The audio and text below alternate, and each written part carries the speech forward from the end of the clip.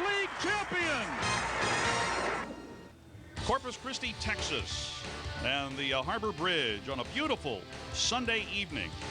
Site for tonight's game between the Springfield Cardinals and the Corpus Christi Hooks, the AA affiliate of the Houston Astros, taking on the AA affiliate of the St. Louis Cardinals. And welcome to our first Astros minor league game of the week. I'm Matt Hicks, along with Astros legend Larry Dierker. We'll be providing all the live action for you here tonight. And it's an exciting game. It's the second game of a three-game series between these two clubs. Yesterday, these two teams played 11 innings. Cardinals won 1-0. Outstanding pitching was the norm yesterday. And we hope we see more of that today. The Hooks will have right-hander Sergio Perez on the hill. Larry, he's only given up one earned run in 3 starts. Yeah, of course, that could be a little misleading because he got a late start, had a groin injury, but he's been pretty much unhittable in the 3 games he's pitched so far, so the Astros have got to be noticing that and thinking about the future. Hopefully the offense can get cranked up after getting shut out yesterday. The top of the order, the key, leading things off at second base, Drew Sutton. He's been among the league leaders in a number of offensive categories all season long. But he's a switch hitter, and he's a second baseman. He can play other positions. I think the guy's got a chance to play in the big leagues one day. The other guy up the middle is shortstop Tommy Manzella. Tommy has been outstanding on defense all season long and has the longest hitting streak this year in the Texas League at 20 games. And, you know, when you have a guy that you're expecting to help you on defense and hoping he can hit a little, and he hits a lot, that gets your attention too. It's a huge plus. The Springfield Cardinals have a number of weapons, and you could look to the top of their order as well for them to get things started. Their right fielder, Shane Robinson, he has been either 1, 2, or 3 in the league and hitting pretty much all season long and been flirting with the 400 mark. Yeah, he's the guy that gets it all started. Their lineup looks a little weak at the end, so for Pettis, I think the challenge is going to be the first 4 guys in the lineup, especially the number 1. At this point, we'd like to bring in the 3rd member of our broadcast team. He'll be out and about in Whataburger Field tonight. Let's say good evening to Skip Baldwin. Skip. Thank you very much, guys. I've got a great job tonight. I get to bring everyone the sights and sounds from this, one of the most beautiful, one of the most unique minor league parks in all of baseball, Whataburger Field. We're going to have for you some special interviews, some special music, and if you guys are really nice to me, I'm going to take you out to left field where the fans never stop rocking, ever, throughout the entire game. Join us throughout the broadcast. Back upstairs now to Matt and Mr. D. Thank you very much, Skip. We'll try to be nice to him as much as we can tonight. Keep him out in those left field bleachers. Coming up next, starting lineups for tonight's game between the Cardinals and the Hooks. Right after this on FSN.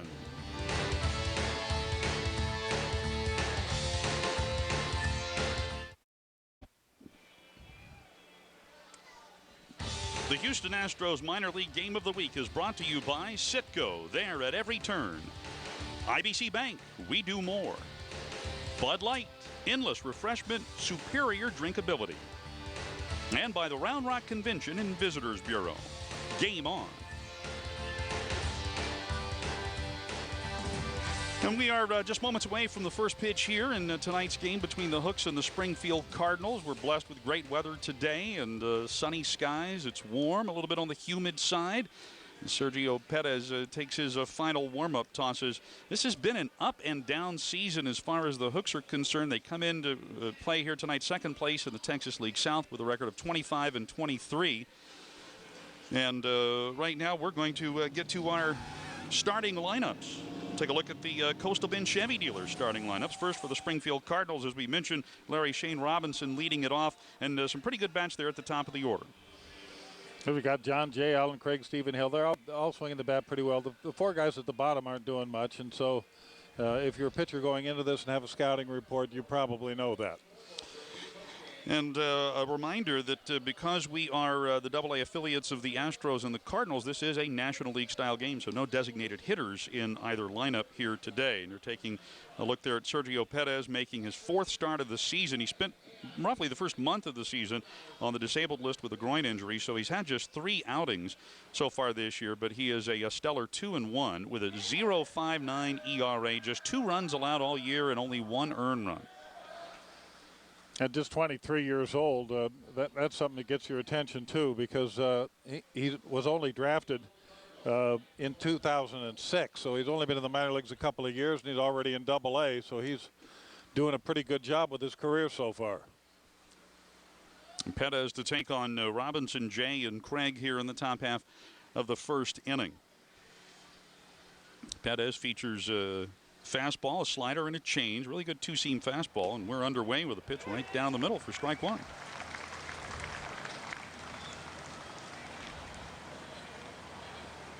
Robinson currently hitting .381. That's the second best batting average in the Texas League coming into play here tonight. His next offering is inside, and count squares, 1-1.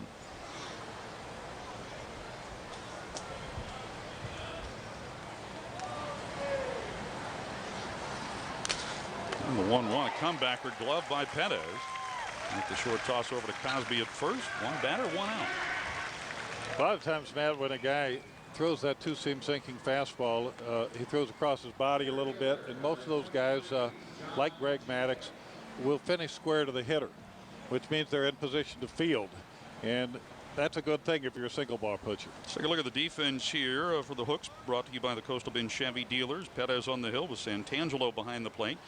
Cosby, Sutton, Manzella, Johnson around the infield, and in the outfield, Hart in left, Origin center, and Mitch Enertson in right field.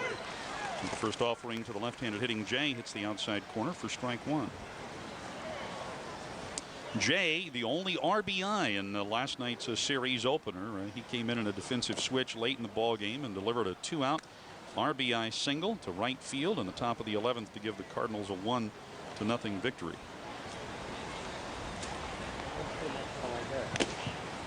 He'll take this pitch high, and the count favors Jay now 2-1. Jay, 279 hitter with 4 home runs, 24 runs batted in.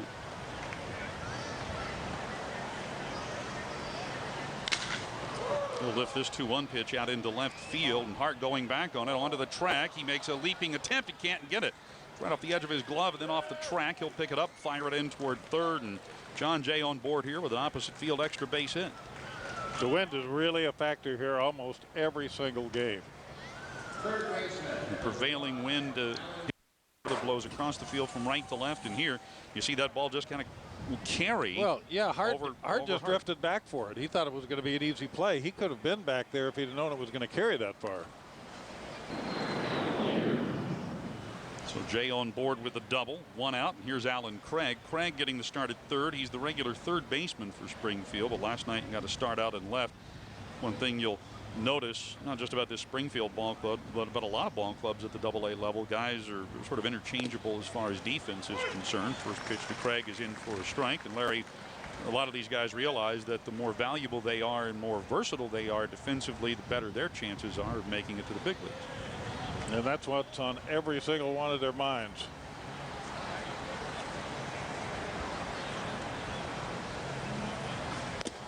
And a 1-strike pitch. Perez a little high with it. 1 ball, 1 strike. Craig's got 10 home runs already, so you have to consider that. I notice they're setting up low and away, which is a typical strategy against a guy with power. In the 1-1, shot to deep left field. Hart going back on this one, but nothing he'll be able to do about it. It is over the Zarski zone under the scoreboard for Alan Craig, his 11th home run this year. A 2-run shot that puts the Cardinals in front here in the first, 2-0. He's already given up more earned runs in this game than he'd given up all year coming into this game. And they're all courtesy of the long ball. He gave up a home run to Kyle Blanks of San Antonio, and here a breaking pitch that Craig just takes care of. It was hanging out there over the plate. Too far up, you know. I mean, if he gets it down a little bit, it's probably a line drive or a ground ball. That's why it's important to get that breaking ball down against power hitters. Brings up Stephen Hill. We'll take a pitch outside for ball 1. Hill starting in left field tonight. He started at first base yesterday. Batting average at .302. Here's a ball floated into shallow center. That's dropping in for the base hit. Eli Orge will pick it up. So a little soft floating single into center for Hill. That's 3 consecutive hits now for the Cardinals. And it brings up Brandon Yarbrough, their catcher.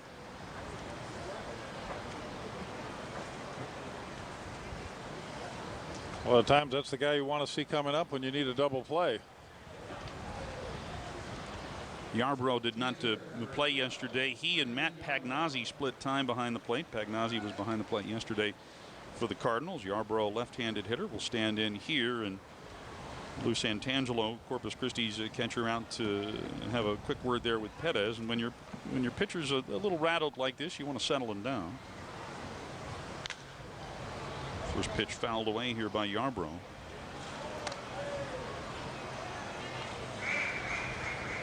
And you know, the guys know they're on TV today too, so a little heightened awareness for both clubs.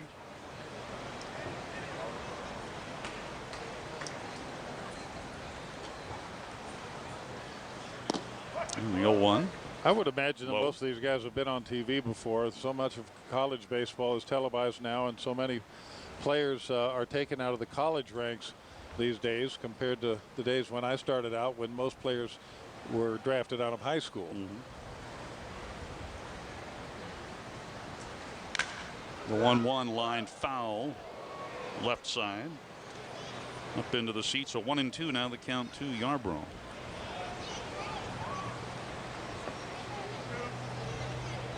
Now it's been a little bit longer between starts here for a number of guys in the Hooks rotation. Perez's last start came last Sunday in Midland. So it's been 6 days between starts. Here a swing and a miss. Yarbrough strikes out for the second out in the inning. It's a good slider there. That's the one he wanted to throw to Craig when he hung it for the home run pitch. Take another look at that strikeout pitch here from Sergio. The catcher asking for it downstairs, and the pitcher got it there that time. And that broke early too. That pitch broke early and broke far. So 2 down in the inning, and that brings up the shortstop Tyler Green. Right-handed hitter, batting .211. He might keep hitting .211 if he swings at pitches like that. Fastball up and in. Toughest thing, I think, for a hitter is to exercise good strike zone judgment, because you just don't have much time to make up your mind whether to swing or not to swing. And here's the a one he pitch that he swung could at. Yeah. swing at and maybe drive into right But field. you know, this guy's throwing anywhere from 88 to 90 miles an hour, which means the ball's getting to the catcher in 0.4 of a second, and you've got to decide whether you're going to swing at it while it's on the way. So how much time do you actually have to get the head of the bat to the ball? Not very much. And that's why a lot of hitters guess. They just try to time based on what they're seeing, and they're looking for a breaking ball. They're probably not prepared to hit a fastball, vice versa. 2 strikes on Green. And this ball is put into play. Orge will move to his left, now back a bit. Makes the catch to take care of Green for the final out here in the top of the first. Cardinals get 2 runs on 3 hits and leave 1 man. After a half inning of play, Springfield 2, Corpus Christi coming to bat.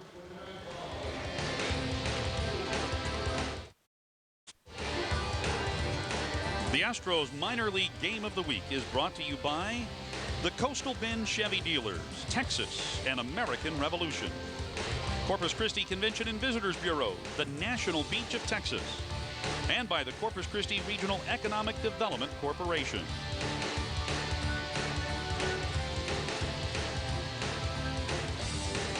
Nothing. Hooks trail as Corpus Christi comes to bat here in the bottom half of the first inning. And let's take a look at the batting order for the Corpus Christi Hooks.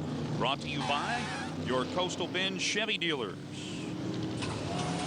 Leading it off for the Hooks, Drew Sutton, who is batting .321, the league's doubles leader, followed by Tommy Manzella hitting .307.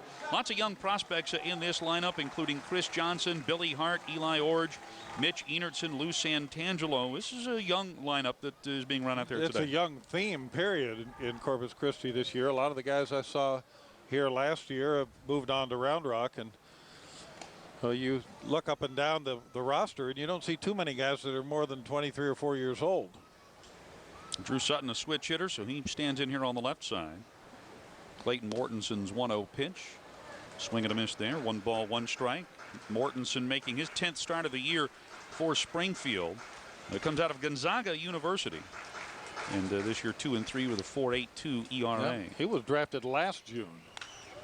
This ball was floated out into shallow left, just beyond the reach of Green and out into left field. So Sutton on board with a leadoff single. Here's a stat on Sutton and consistency.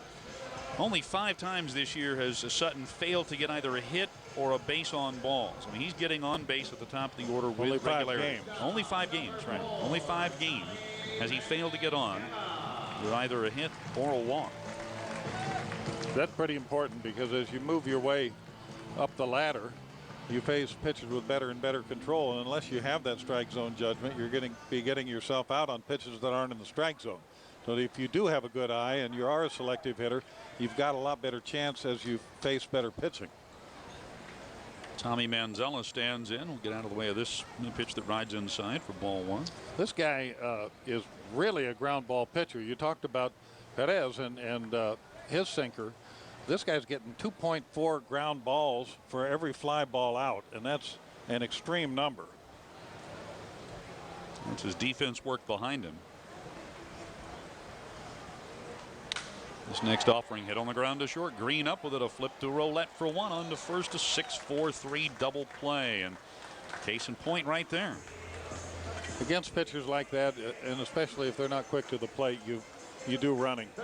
Try to steal a base or hit and run or do something to prevent him from getting that double play ground ball. But when you get it on the first or second pitch, it's hard to do that. Let's take a look at the Coastal Bend Chevy Dealers defense for the Springfield Cardinals. They've got Mortensen and Yarborough as the battery, Hamilton, Roulette, Green, and Craig around the infield, and the outfield, Hill, Jay, and Robinson. As Chris Johnson digs in here for the Hooks. Takes a pitch a little on the high side there for ball one. Johnson batting .322. 3 home runs, 23 runs batted in. Got off to a slow start, but he's had a very good month of May. This pitch is fouled off third base side. 1 ball, 1 strike.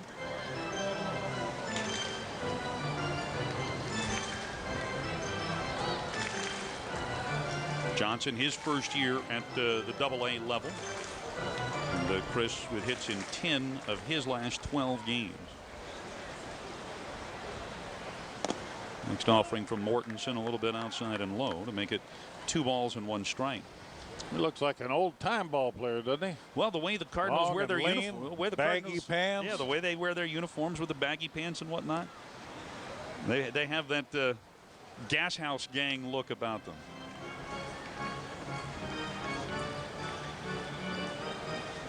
Give you an idea of what we're dealing with here weather-wise. 90 degrees with the wind coming off Corpus Christi Bay, anywhere between 10 and 25 miles an hour. And we've got clouds coming in off the bay as well.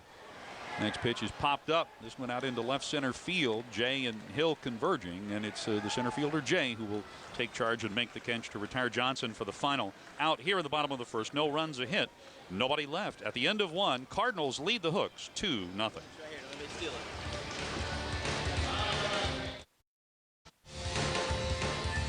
Top half of the second inning, Hooks trailing Springfield 2-0. And there, a look at Hooks manager Luis Pujols, longtime catcher for the Houston Astros, and most recently in baseball, first base coach for the San Francisco Giants, former Detroit Tigers manager, and he's in his first year at the helm here in Corpus Christi. Spent a lot of time with Felipe Alou, and I know he learned a lot in those years, and also it's a typical career path for a former catcher to be a manager, because he's the one guy that is in on the offensive side of the game, but is also involved in the pitching part of the game. And so a lot of times you see managers that are former catchers. Mark Hamilton to lead it off for the Cardinals. First pitch swinging. He sends a line drive into center, and Orge able to track it down. 1 pitch, 1 out here in the top half of the second.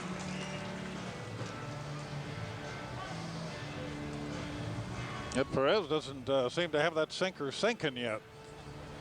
And sometimes that is the case. One of the things that you have to do as a starting pitcher is be able to adjust. You usually have to have 3 or 4 decent pitches so that you can give a hitter a different look each time he comes up.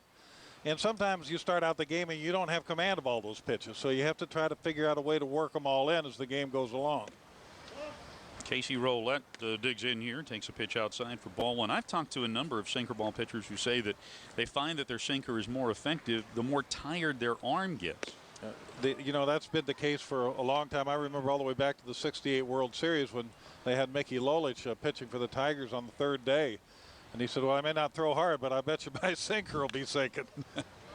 Ground ball here to third, and it's off the glove of Johnson and down the left field line. So Roulette on his way to second base. And he'll get there easily. So Roulette on board at second here with 1 out in the second. I guess they give him a base hit on that, but Johnson almost looked casual about the way he was playing that ball. And And obviously it was going to take more effort than that. Here you get a look, and yeah, it was almost as if right there at the end that somehow fooled him, but that perhaps should have been a ball that should have been handled. It might have kicked over toward the line. He might have thought he was in the right place and then not realized until the last bounce that he hadn't gone far enough. They do credit Roulette with a double, so Roulette on board. That's the 4th Springfield hit here tonight, and it brings up the pitcher Clayton Mortensen, who obviously in this situation will look to sacrifice. He shows it there, now pulls the bat back. He'll swing away. Swing and a miss, strike one. It's a lusty cut at that ball. I don't know how tall this guy is, but he's got to be at least 6'4". Here's a big cut. Mortensen goes 6'4", about 180, 185. Now, you know he would be bunting if there were no outs. And some pitchers are just not good hitters at all, and they will bunt even with one out to get a guy to third base. But I guess they're hoping this guy can make some contact and do better than a bunt. And a balk has just been called on Pettit.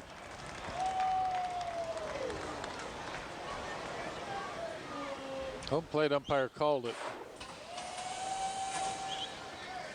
Yeah, he just moved his right shoulder a little bit. Doesn't take much. Don't get me started on the balk rule. We haven't seen too many balks this year. That might only be the 3rd or 4th time in one of our games a balk has been called. Count to the pitcher, 0-2. It's almost got to the point now where you can't even twitch. I mean, it was initially designed to prevent pitchers from doing things that would deceive runners, but you could tell on that small movement he made that fits the rule. It's a balk, but it wasn't deceiving anyone.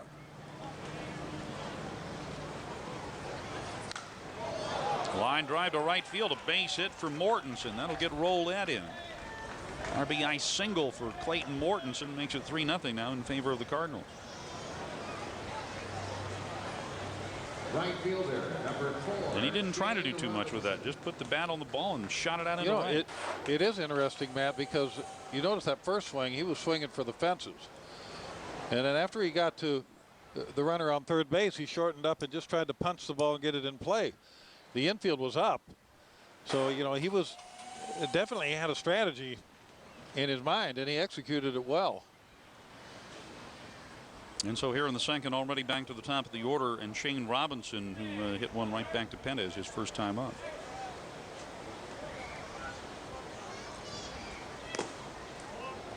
This ball just isn't sinking at all right now.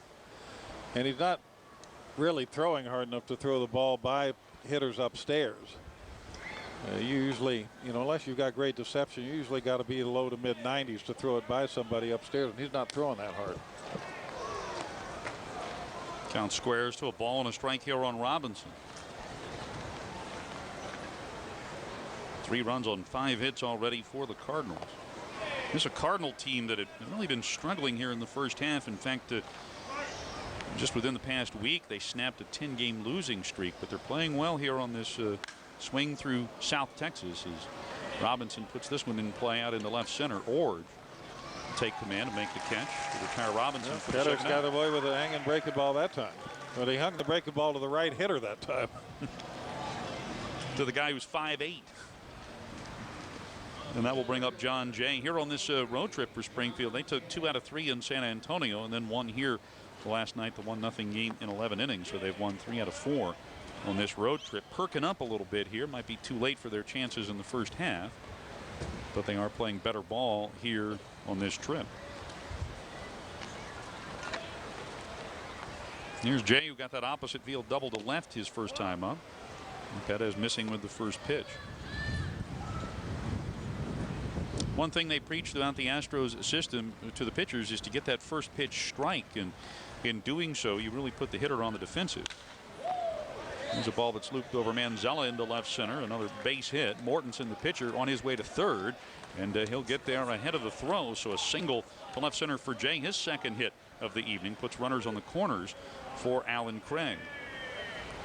It's a completely different dynamic. You get a first pitch strike, what the batting averages are for hitters compared to if that first pitch is a ball and you have to work from behind. how more difficult it is from the pitcher's perspective to get the out. It is, and you know, a lot of times in a meeting they'll say, this guy's a first ball fastball hitter. So then you start thinking, well, I better hit the corner if I throw a fastball, or I better throw a breaking ball. So now you're trying to throw pitches that you're not as likely to throw for strikes. And even though you know you want to get ahead in the count, if they say he's a first ball hitter, it changes your thinking. Sergio Perez, 32 pitches so far, 23 for strikes. That might be too many for strikes, but he's throwing those strikes behind in the count at 1-0. Behind in the count and up in the zone.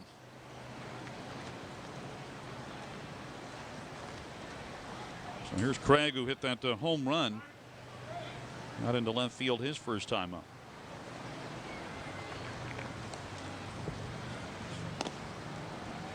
Yeah, that's a good fastball right down around the knees. That's where you want it.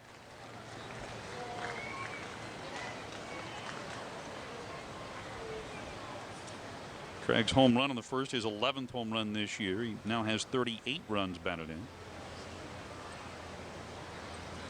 Just a little bit of a move towards second by the runner at first, Jay. And it may be a situation where you would run. The 0-1 fouled back off of the stadium and into the seats. 0-2 the count to Craig. That pitch, he was 1.46 seconds to the plate, and that's on the slow side. So a guy that's just an average base stealer could steal against a guy that has that pace coming to the plate. Jay, 4 steals in 7 chances this season. The runner at first. Here's the 0-2. Runner staying put. Another foul ball and another souvenir.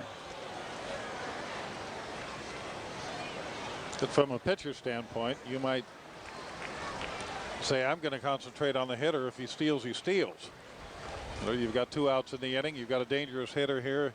You start worrying about the runner too much, you might make another mistake to a guy that can really hurt you.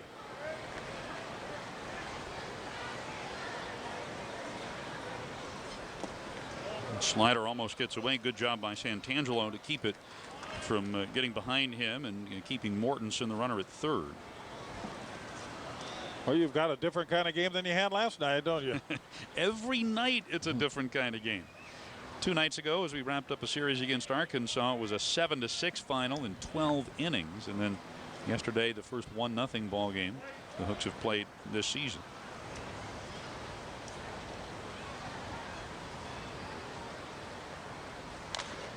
And 1-2 on the ground to second. Sutton will take care of it over to Cosby, and that'll do it for the Cardinals here in the top half of the second. Another run, 3 hits. They leave 2.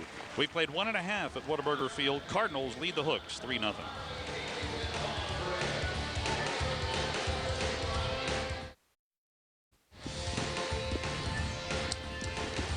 Hooks are down 3-0 as they come to bat here in the bottom of the second inning. Sammy and Rusty having some fun there out on the field. And right now you're taking a look at our online auction and the cap the Hooks are going to wear tomorrow as we wrap up this series with Springfield. Our Memorial Day caps.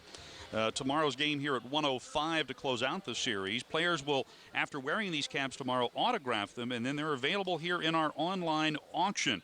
And a portion of the proceeds from this online auction at either rrexpress.com or cchooks.com will go to benefit the USS Lexington Museum on the Bay, which, if you're here in the ballpark and you look out, you can see as you look out beyond the outfield wall and under the Harbor Bridge. It's yeah, and if you're a piece out of here American for, history. You come down for a vacation, you know, you can do a little fishing, go to Lexington, come out to a ball game, do it all. And there is a look at the USS Lexington. But you got some really cool stuff. It's a great logo. You know, I had to take orders the last time I came down here last summer. Did you? Yeah. Hats and T-shirts.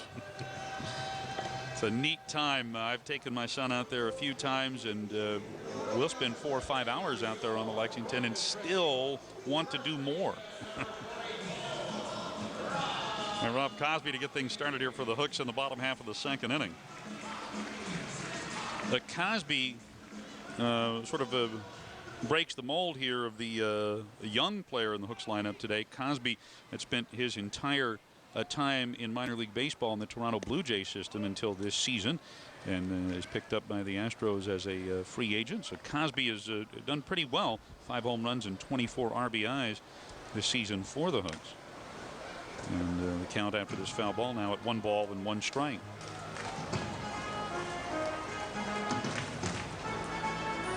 Cosby last year played Double-A in the Toronto system for the New Hampshire Fisher Cats in the Eastern League. Get out of the way on this pitch from Mortensen, and the count now 2-1.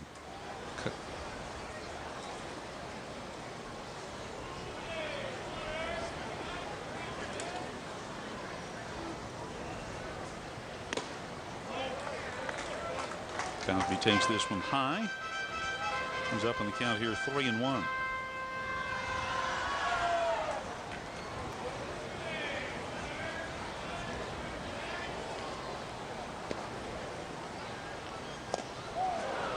Swinging through this one, the count now full. I think he was guessing strike. As opposed to a particular type of pitch. No, I think he was guessing fastball strike. He had a time. The trouble was it wasn't a strike.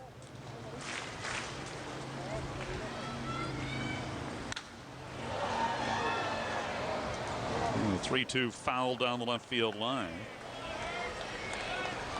Mortensen didn't have to throw too many pitches in the first inning, and early on especially you want to try to work the count, make that pitcher throw as many pitches as possible.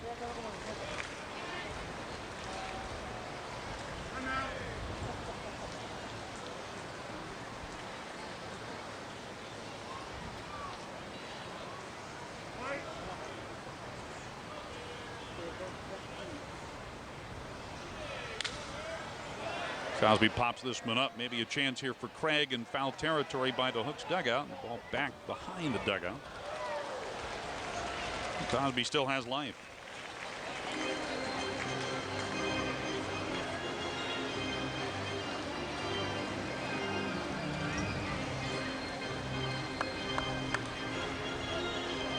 Rob Cosby, a native of Puerto Rico.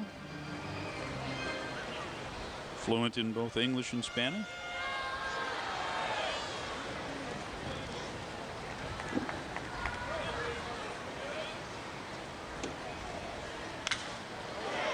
Hits this ball down the left field line. That is a foul ball.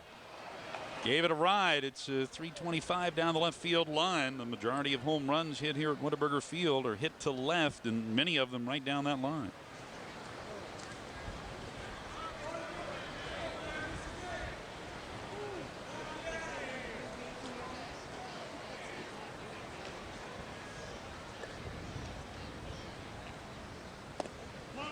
Works a walk.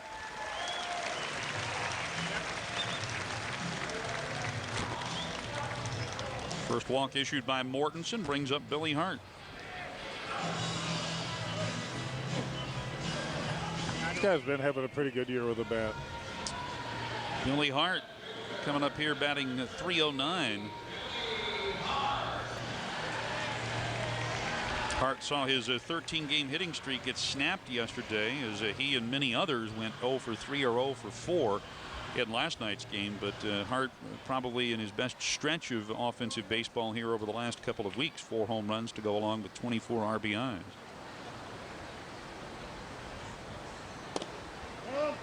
And the first offering to Hart is outside, ball 1. Hart from the USC program, where he was also a football player. Backup quarterback out at USC. Been hard to get that #1 job there.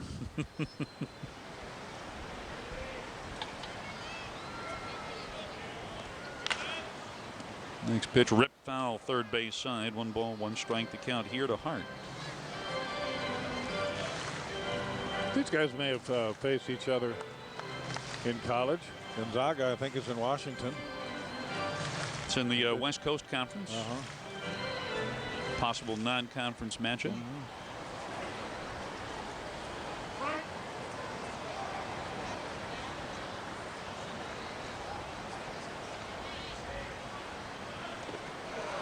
Swing and a miss here by Billy, and the count now 1 ball and 2 strikes.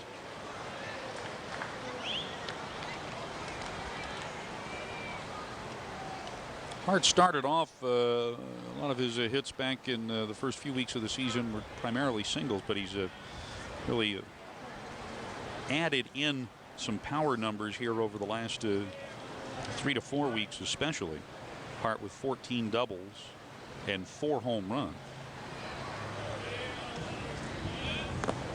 Take this pitch low, and the count squares to 2 balls and 2 strikes.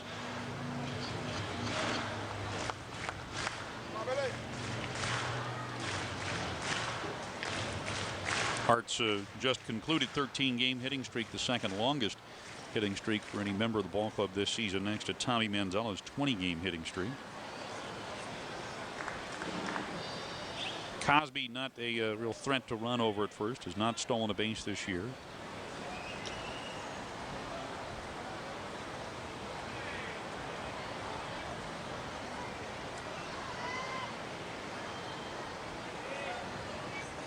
And the 2-2 hard hit ball, but foul down the left field line into the seats and back out onto the field of play. Who will have to retrieve that? The count holds at 2-2.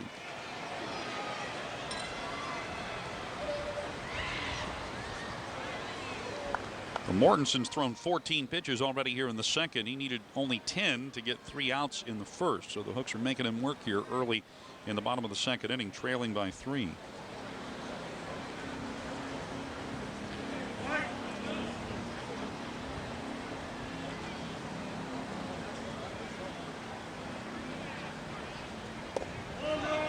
Check swing by Hart. Cardinals appeal, and first base umpire Clint Fagan says no swing. So now to a full count. Yeah, you got a full count. You got a decision for Louis Pujols. If you don't think he'll strike out, you run, even if the guy on first is not a fast runner. If you think that Hart might strike out, you might not run.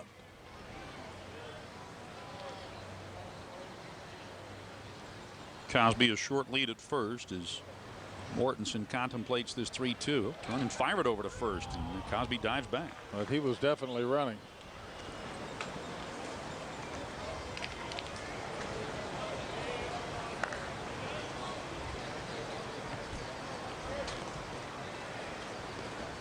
Cosby being helped there at first by first base coach Todd Self.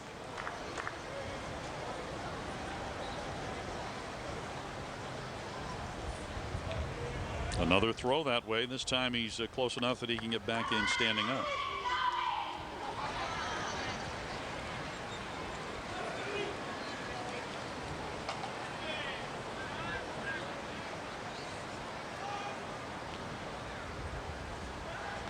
Mortensen taking his time here in this situation. Cosby on the move, and the ball is lifted out into right center field. Robinson coming into his right is there. He'll make the catch, firing it back to first. Cosby's got to hustle to avoid the double play, and the throw a little bit offline. So Hart flies out to right center for the first out here in the second inning, and that brings up center fielder Eli Ord.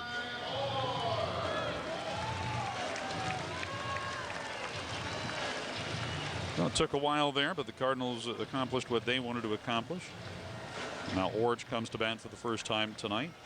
He got a pretty good pedigree. His dad, Garth Orge, played in the big league. So too did his uncle Dane.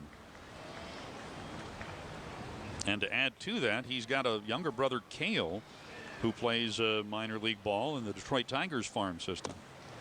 This first offering to Orge is low and in, ball 1. His brother, Cale, is a shortstop for Lakeland down in the Florida State League.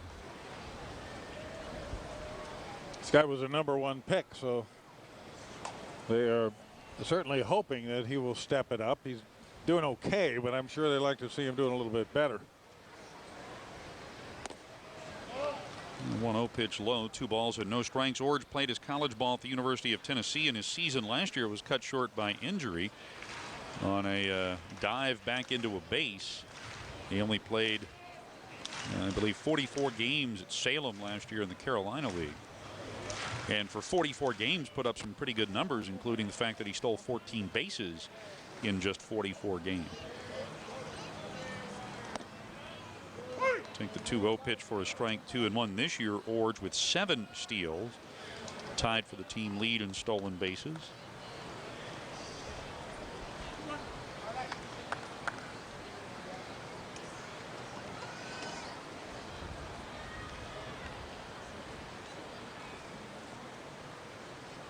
1 on 1 out, bottom of the second. Hooks down by 3. 2-1 fouled as it hits off the catcher Yarbrough, and the count even now at 2-2.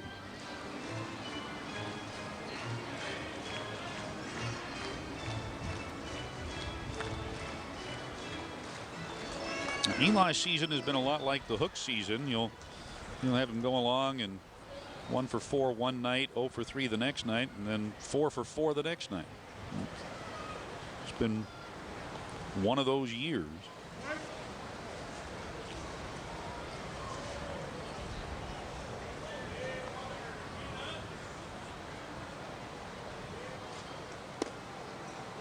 And the 2-2 pitch too far outside, so a full count, and Mortensen has gone to a full count to all 3 hitters here in the Corpus Christi half of the second. Now you got that same decision. Start the runner or don't start the runner. With 2 outs, it's automatic.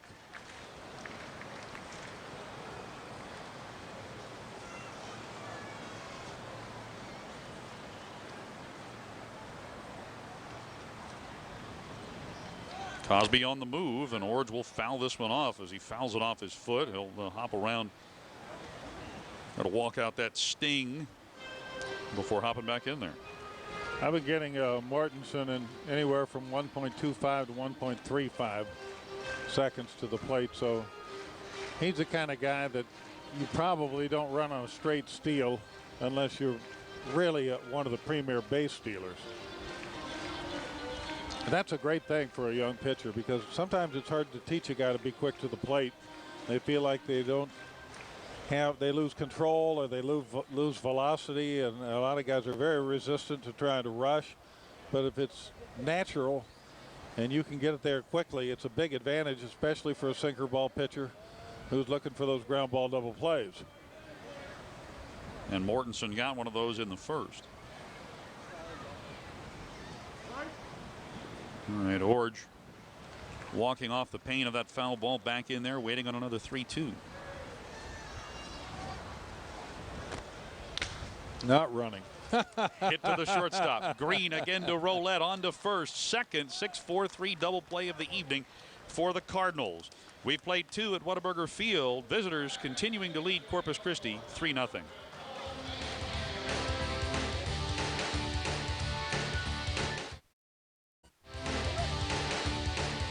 All Cardinals so far as we get set to go to the top of the 3rd inning. And let's check in with Skip now as he brings us our first in-game IBC sounds of the game. Thank you very much, Matt. This is Larry Elizondo. He is the manager of governmental public affairs for Citco, and Citco has been one of the lead sponsors for Corpus Christi Hooks baseball since the get-go. Why so important? Very proud, very proud. It's part of our community, and we're part of the community, and it's important to us for this program to succeed in Corpus Christi. And not only Hooks baseball, but Citco does so much for the Corpus Christi area, really the whole Bay Area.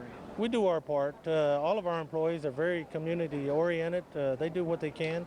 We live here too, and I think it's important that we give back to the community. Well, I know all of us appreciate Citco and everything that you do for Hooks baseball. Thank you so much for being with us. Absolutely. Thank you for inviting. Okay, Larry Elizondo, we appreciate it from Citco. Enjoy the ball game tonight. All right, back upstairs to Matt and Larry. Guys, take it away. Thank you very much, Skip. Skip Baldwin out and about today here at Whataburger Field. First pitch of the 3rd inning. Stephen Hill drills it out into left field, so a leadoff single for Hill. He's 2 for 2.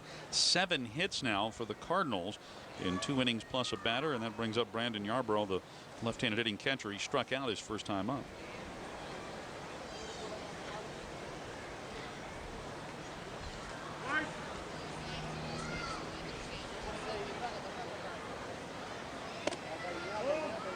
And the first pitch to Yarbrough outside, ball 1. Big hole on the right side of the infield now. The second baseman is a step or 2 closer to second base and try to get a double play. And first baseman holding the runner. Runner on the move, and Yarbrough fouls this one out of play, third base side. 1 ball, 1 strike. Hill with a pretty decent jump there. And Perez has been slow to the plate, so he's a guy you can run on. And of course, as I mentioned, a left-handed hitter is well aware of that big hole on the right side of the infield.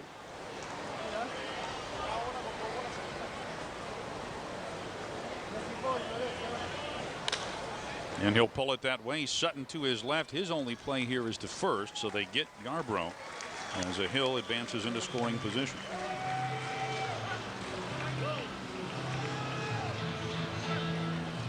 Not a sacrifice, but it works like one. But like you said, Larry, he was trying to shoot that one through into right field. The pitcher could take advantage of that. If you throw the guy's sinkers low and away and he tries to pull him, he's playing right into your hands. He'll hit it to the second baseman, even if he is shaded a little bit up the middle. But the good left-handed hitters don't swing at that pitch in that situation. They're waiting for something they can pull hard into that hole. Tyler Green, the batter now. He flied to center back in the first. Swings at the first pitch and lifts this one out into right center field. Enertson on the move, will not get there in time. He'll field it on one hop. Hill playing it close to the vest at second just in case Enertson makes the catch. Does not advance on the pop-up single out into shallow right center.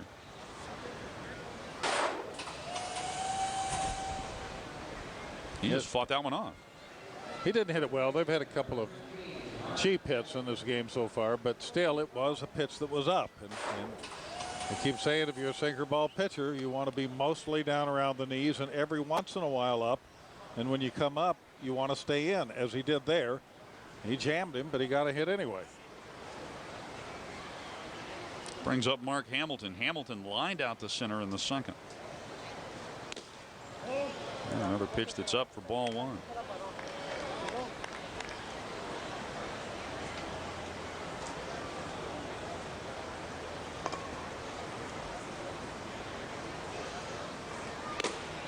And again, he's high and outside with this one. 2 balls, no strikes now to Hamilton. Sometimes, even though you know what you want to do and you're trying to do it, you're unable to. I know he wants to get that ball down around the knees. And he got it there that time, but he has not been consistent with it in this game. I have to assume with his numbers coming in that he has been pretty consistent with it prior to this game.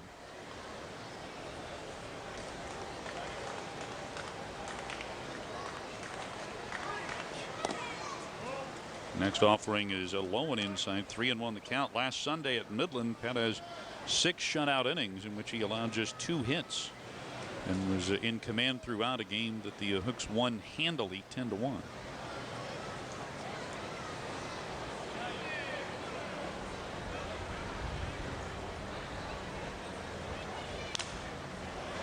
Got that pitch down low. Hamilton goes after it and fouls it out of play, and the count runs full.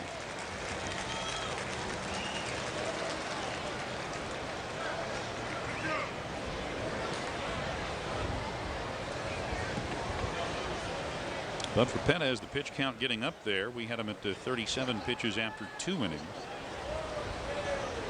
Most organizations are very protective of their young pitchers. They don't let them throw as many pitches in a game or as many innings in a season as pitchers did years ago. And a lot of times I think they feel that a pitcher isn't going to reach his full physical maturity till he's maybe 25 years old. So they don't want to put a full load on him until then. And then, of course, they've got a short window of opportunity if he makes it to the big leagues. After a couple of years, he's got a multi-year contract, and then they start getting protective again.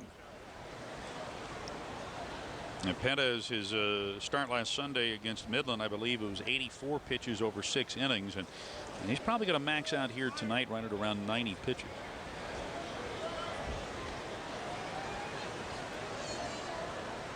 Runners on the move, and a foul ball off the Springfield dugout.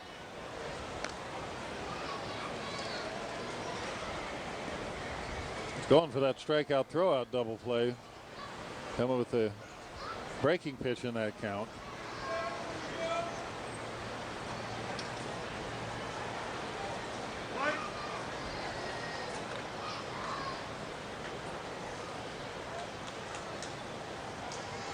Turn and look. Hill back to the bag at second.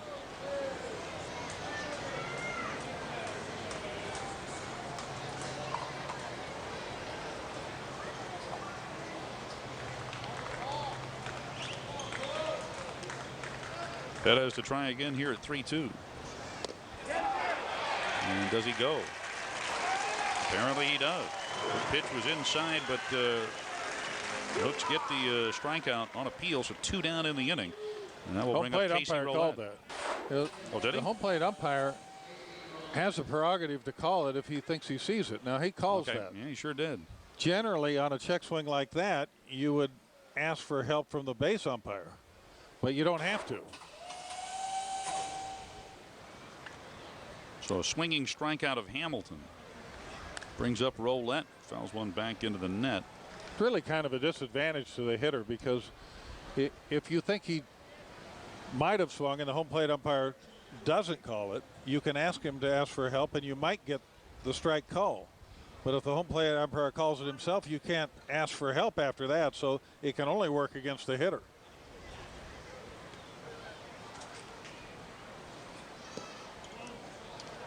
Good block there by Santangelo. Count the Roulette, 1 ball, 1 strike. The strikeout of Hamilton, the second strikeout of the evening for Sergio Perez.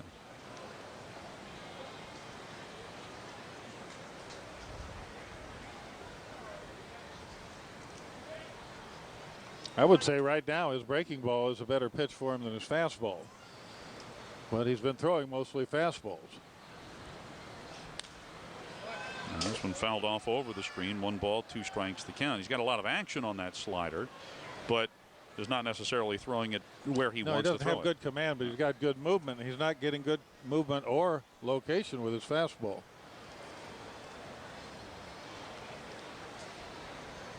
Two on, 2 out here in the third for the Cardinals. 1-2 the count to Casey Roulette.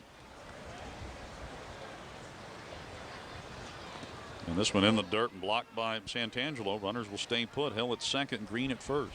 You know, Matt, it's not often that you can come to one ball game and get a good scouting report on a player, because it takes a whole season for a guy to build up his resume. And in one game, he might look like a world beater. The next day, he might look like he doesn't even belong in professional baseball. And every once in a while, you'll see a guy with rare tools, so you could just see how fast he can run, and he'll maybe hit one 450 feet.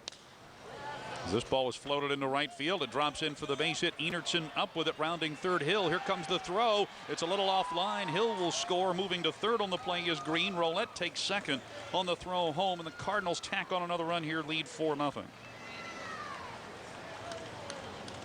RBI single for Casey Roulette. That's his 8th run batted in this year, and he goes to second on the throw. And here he just serves it out into right field, a breaking pitch that was left up a bit.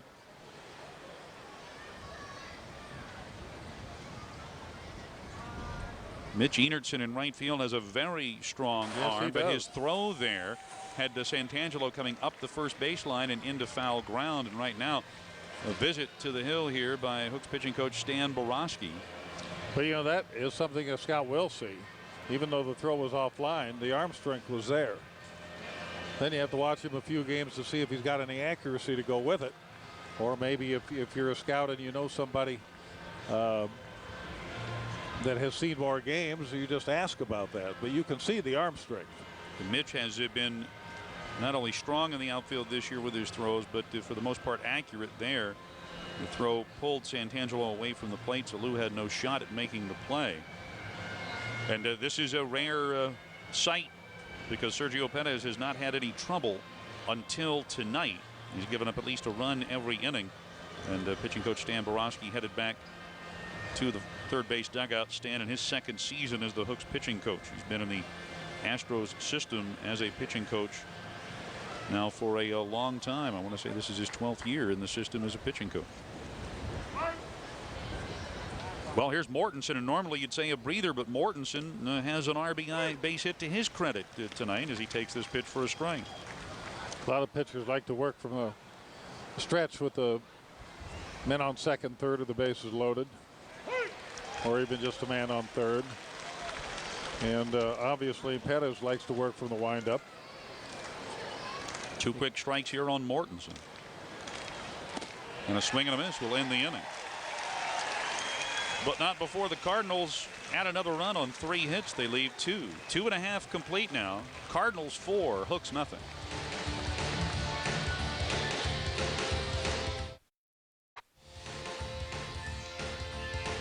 Hooks trail Springfield 4-0 as we go to the bottom of the 3rd inning. And let's go back out for our IBC Bank sounds of the game. And Skip Baldwin out in the Zarski zone. Skip. Thank you, Matt. You know, I am in the Zarski zone, and you're saying, what is the Zarski zone? Hey, this is a special zone out in left field where all the fans, the smart fans, get rocking chairs. Hey, check us out here, huh? And while we're sitting here relaxing and rocking, I want to tell you about the Corpus Christi Hooks upcoming schedule. The next 2 homestands will be June 4th through June the 11th. And then there's another one on June 26th through July the 1st. Just log on to cchooks.com. That's cchooks.com. Time, schedule, stats, player profiles. It's all right there on the website, so log on. Hey, Nancy, you having fun out here rocking? I'm having a lot of fun, thank you. Best seat in the house, huh? Absolutely, couldn't be better. All right, now, hey, these guys making me do this. All right, you guys ready? What's our cheer? Go, Hooks, go! I think they're ready for the Hooks to get going. All right, guys, back to you up top. I'm going to take a little siesta here. All right, in my rocking chair. No cats allowed out there. Skip in his element out there in left field. Outstanding. And that does look comfortable, doesn't it?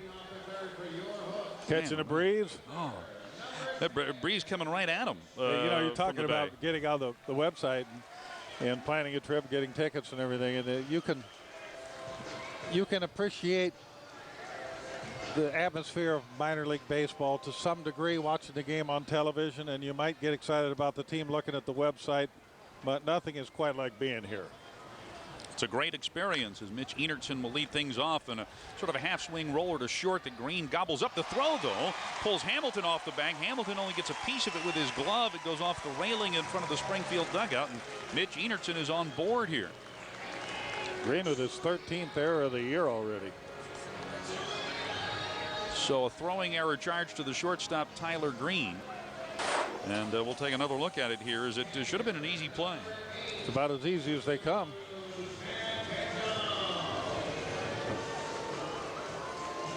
And here Hamilton tried to hold the bag and haul it in, but he didn't quite get to the ball.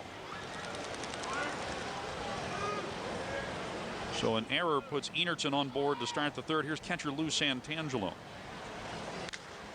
Swinging at the first pitch. He pops this one up over near first. Hamilton circling under it in foul ground makes the catch, and Santangelo is retired on 1 pitch.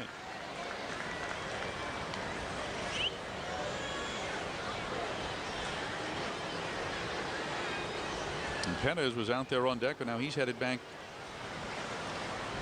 He was looking to for something to protect his front shin and ankle. Apparently couldn't find it, and then as he was walking to the plate, somebody found it and called him back. I thought for a moment they were going to pinch hit for him. That's what I was thinking. Because he has thrown quite a few pitches, and it is only his 4th start coming back from an injury. So you could say there would be some sense in a short outing for him, but they're probably the manager knows a lot more about what he's got in his bullpen today, and he figured this guy could go a little farther. That's what he wants. Perez showing bunt, and fouls one off, and that got a piece of his finger on his pitching hand. Always a hazard. He's in good position. And the bat out front. Well, a little too active with the bat there at the end. But this is another reason to let him hit, to see if he can do what is the job of a starting pitcher with the bat, is to bunt. Hitting, if you can hit, that's great, but you're supposed to be able to bunt. And that pitch called a strike as he pulled the bat back, so he's down to the count here, 0-2. Perez, this is the second chance he's had to hit this season. One other National League game in which he pitched. He went 1 for 2 in that game and did not have a sacrifice opportunity. And now he wants to check with the third base coach to see if he's still bunting. And that's not the third base coach, that's the manager doing double duty. Yeah, talking more about his finger than he is about whether or not he wants to bunt. That means athletic trainer Jamie Snodgrass is going to come out and have a look. Jamie has been here with the ball club from the start of the Hooks in 2005 and has been with the Astros for a longer period of time. And if he were to have to come out of this game right now and somebody else came up to hit and struck out, it would be charged to the pitcher, Perez. And it looks like he is going to come out. They're back to the ball that hit him in the finger there as he tried to bunt it. And when you're going to come down to bunt a ball like that that's low, you've got to come down with your knees. If you start trying to reach down with the bat, your right hand's going to go below your left hand, and then you're not going to make very many good bunts at all. You have to try to keep the bat level, or maybe even with the barrel a bit up. And the only way to do that on a low pitch is to bend your knees. But to get to the point of what is charged to on base, be removed in the middle of an at bat with 2 strikes and no balls, and you can see that pitching hand, maybe not the pitching hand.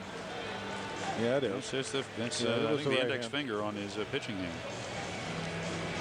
He's trying to figure out how it happened there. He's trying to look like, how did I let that happen? I was going to tell a story while we have a moment here. One of the hitters I had the most trouble with during the course of my career was Matty Alou. I just seemed like I could never get him out. In one game, I got strike 1 and got strike 2 on a pitch that he fouled off, and it actually fouled it into his own face. You know, he was a weird hitter. It's hard to do that. But he had to come out of the game, so they brought Manny Mota in. I got the 3rd strike on Manny Mota. I pointed to Lou in the dugout. I finally got you. The pinch hitter here for Pettis, assuming the 0-2 count, is Brian Bogusevic, who was last night's starting pitcher for the Hooks and had simply an outstanding performance on the hill last night. And this pitch is outside. But this guy was really a good hitter in college. Yes, he was one of those guys that the scouts weren't sure whether they were drafting him as a pitcher or a hitter. Well, he hit .330 during his playing career at Tulane. And you can see what Rick Ankiel is doing now with the Cardinals.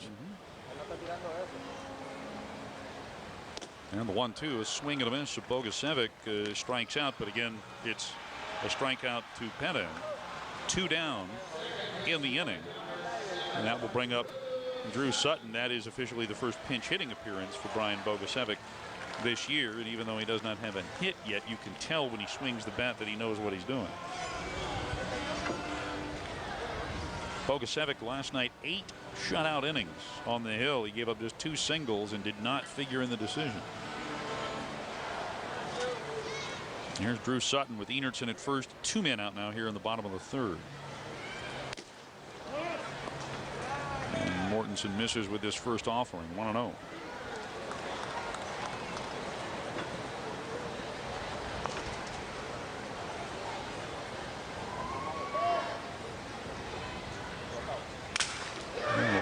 Cracked to first and gloved there by Hamilton. He'll flip it to Mortensen, who beats Sutton to the bag for the final out here in the bottom of the 3rd. No runs, no hits, an error, 1 man left. 3 innings complete at Whataburger Field. Springfield leading Corpus Christi 4-0.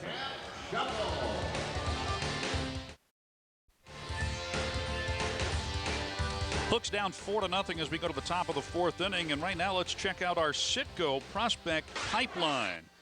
And tonight, as far as Astros prospects are concerned, we're taking a look at Hooks shortstop Tommy Manzella.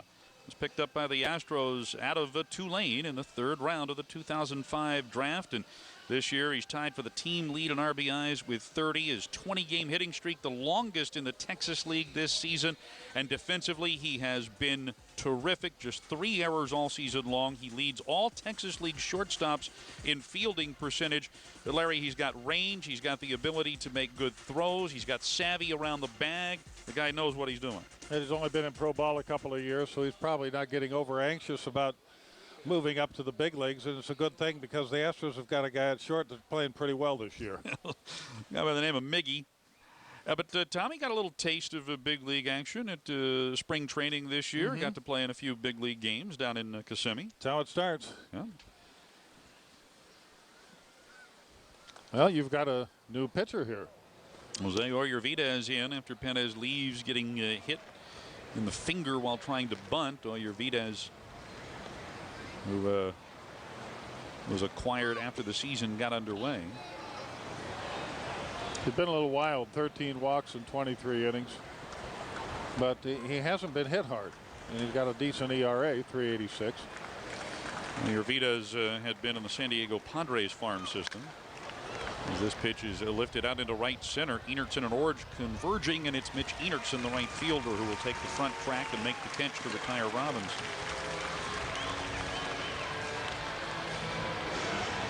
That brings up John Jay. Oyervides last year actually spent a little time with our rival, the San Antonio Missions, now that they're the AA affiliate of the San Diego Padres. He made 6 starts with San Antonio last year, but has been used out of the Hooks bullpen. And he's a native South Texan. He's from down in McAllen, down in the valley.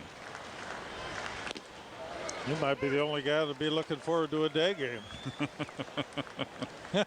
He's used to it.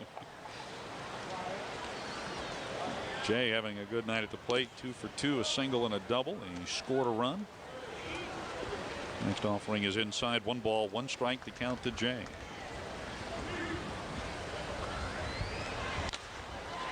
Takes that inside pitch and yanks it foul down along and into the seats near the right field line. You get a sense watching this guy's approach to hitting that he really wants to stay loose. Shoulders, hands, everything. Most hitters have a trigger mechanism, some little move they make right before turning the bat loose on a swing, but he's got all kinds of movement. Bounces this one to first. Cosby up with it. Easy play as he touches up. Take care of Jay for the second out.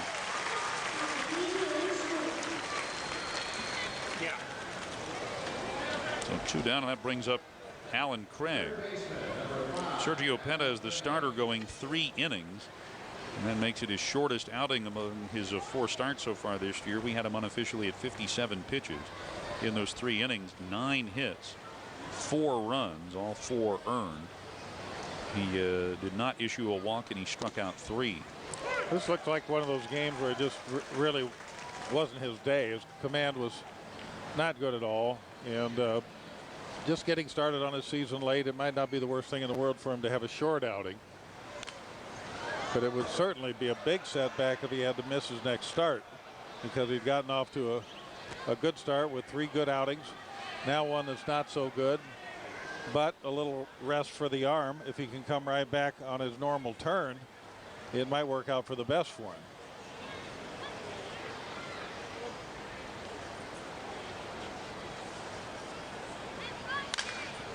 That ball lined into right field. Enertson on the move, but he will not be able to get there in time, so it falls in for the base knock. Craig's second hit number 10 for the Cardinals. And it brings up the left fielder Stephen Hill.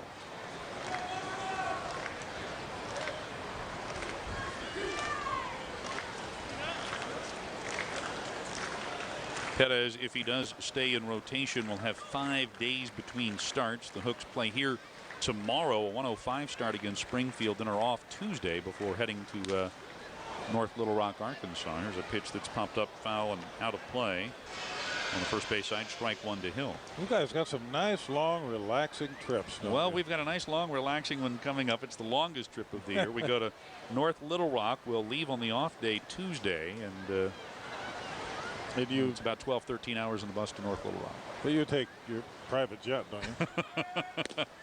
No, I'm right there. I'm right there with the fellows. Here's a swing and a miss, and the count 0-2.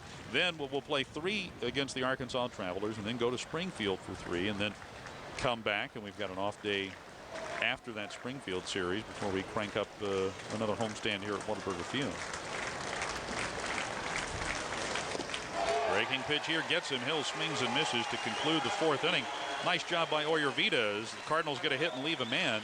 3.5 in the books. Hooks continuing to trail Springfield 4-0.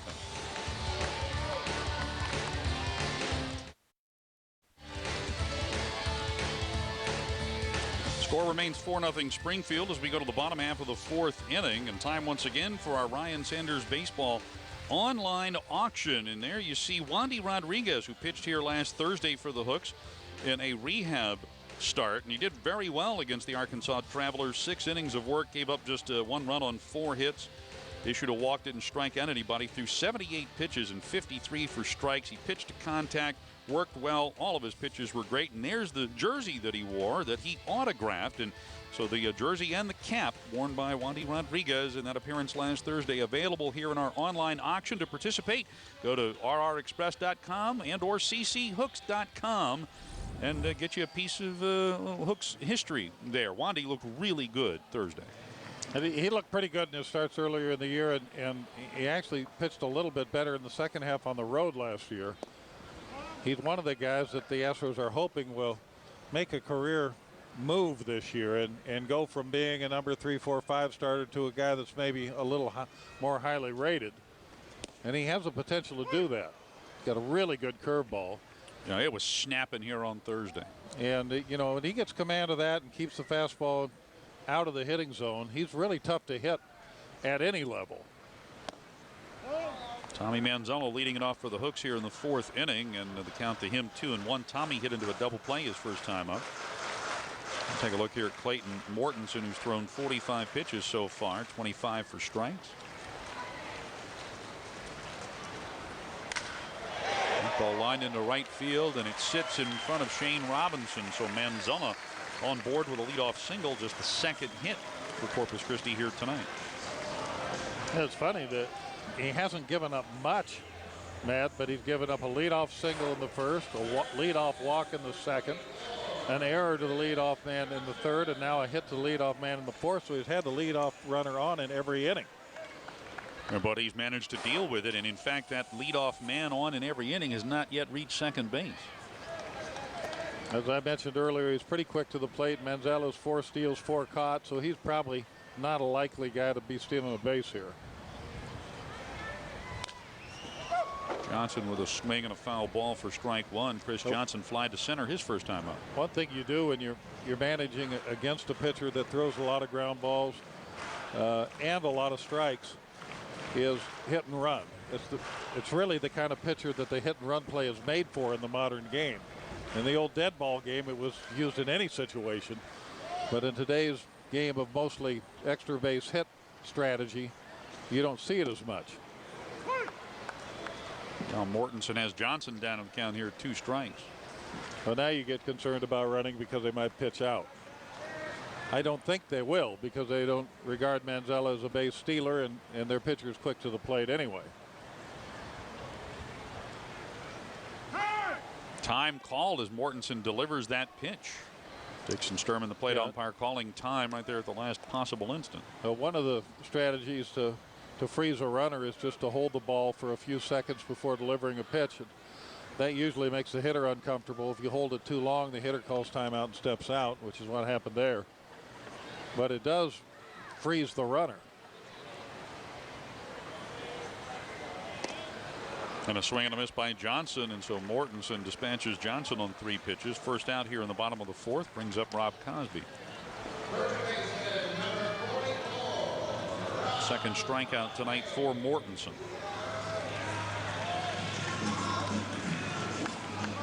In last night's game against Springfield, neither club got a runner past to first base until the 7th inning, and the Hooks got 1 runner past first.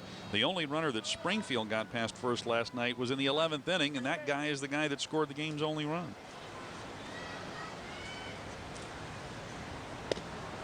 Cosby takes this pitch for a strike. Cosby walked to start the 2nd inning. In case you're wondering what the longest extra inning 1-0 game is in Major League history, I remember because I was there. Astros against the Mets, 24 innings. We scored in the bottom of the 24th in the Dome. And Norm Miller was on third base, and Bob Aspromani hit a ground ball right to the shortstop with 2 outs, and it went through his legs. Because he was so tired he couldn't bend down to get it. It was 1-0, and the only run was unearned. 24 innings. That's nearly 3 games of nothing ball.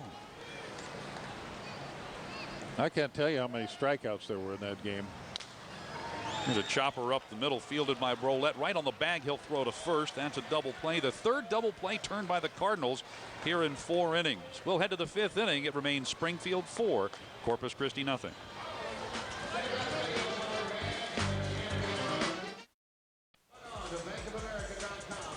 Top half of the 5th inning, Hooks trailing 4-0, and it's a trivia time right now, brought to you by the Round Rock Convention and Visitors Bureau. And our trivia question tonight is this: who is the current Astros right field regular that starred on Corpus Christi's 2006 Texas League Championship team? You want to email your answers to trivia@cchooks.com, and be sure to enter your answer in the subject line.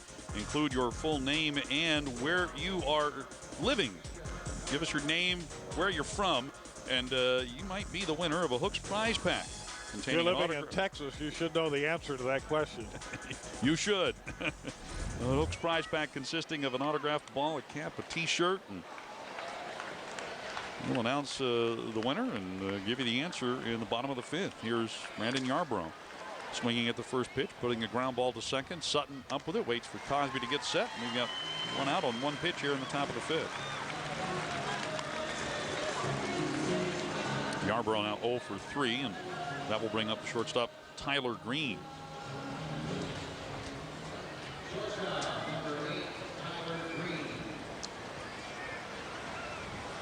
Green tonight 1 for 2. After an 0 for 4 night here last night, Green picked up a single in the 3rd.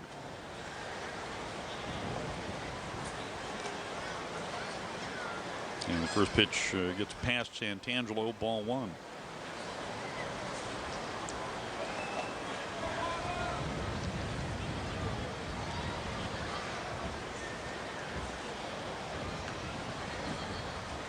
The 1-0 hit out into left field. Hart will not be able to get there. It drops in for the base knock. So Green now 2 for 3. As the Cardinals continue to rack up hits, they've had at least 1 hit every inning and now have 11 here in the ball game, and that brings up Mark Hamilton.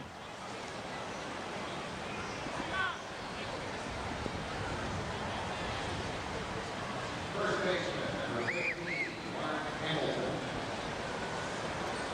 Hamilton, who got the night off last night, 0 for 2 tonight, lined to center in the 2nd inning, struck out in the 3rd.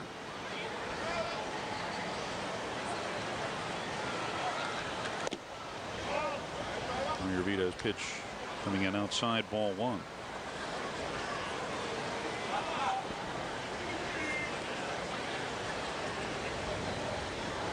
Green with some speed at first, and he'll draw a throw from Oyervides. Green 7 stolen bases so far this season.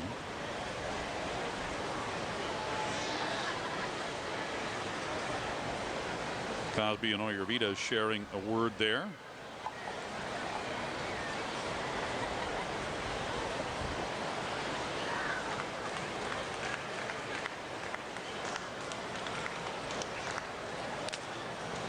Swing on the 1-0 pitch, fouled back by Hamilton, 1-1. Oyervides now, his job to keep the Hooks in this ball game. 4-0 the score. Want to give his club an opportunity to get plenty back. of time. Oh yeah. Well, you can score a lot of runs in a hurry in this ballpark with the wind blowing. The 1-1 is popped up out into shallow center field. Orge coming in. And he'll get there to make the play in shallow center. Take care of Hamilton for the 2nd out. Green has to return to 1st.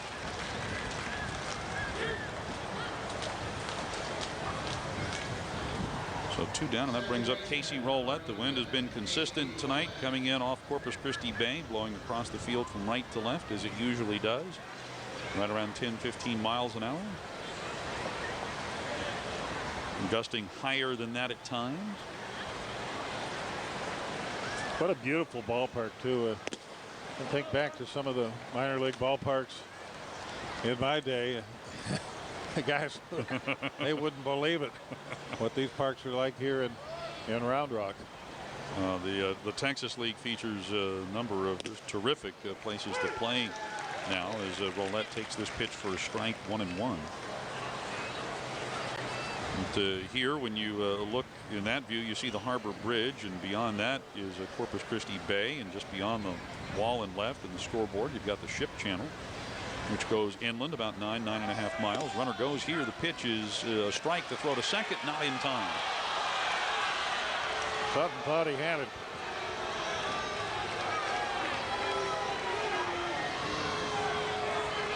Sutton makes his case, but it falls on deaf ears. 1-2 the count to Roulette. Here's the throw from Santangelo. Pretty close play. Yeah, there's no way for the umpire standing where he was to make that call. He tags him around the waist, and his feet are coming into the bag about the same time, but he can't see his feet from there because the infielder's in between the umpire and the tag. So Green gets his 8th steal of the season. He's in scoring position with 2 out. The count to Roulette, 1 ball, 2 strikes.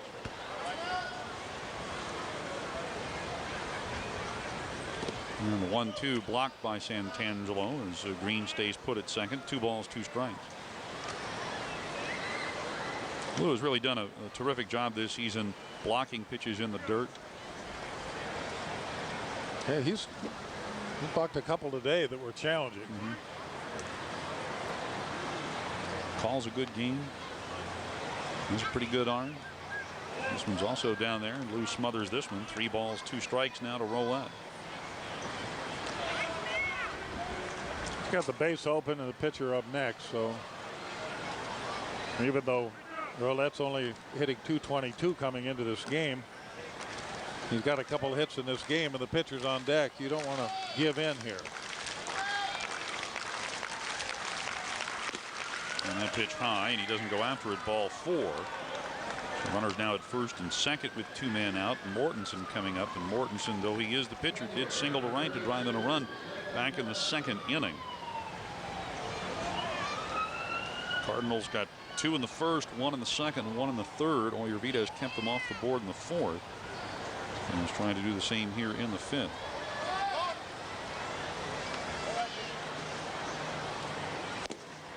And Mortensen will take this pitch for ball 1.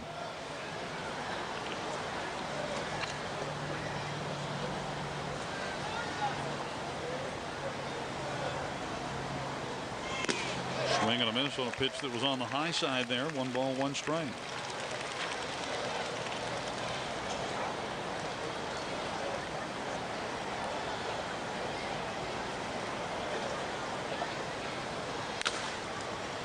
This ball knocked foul, first base side.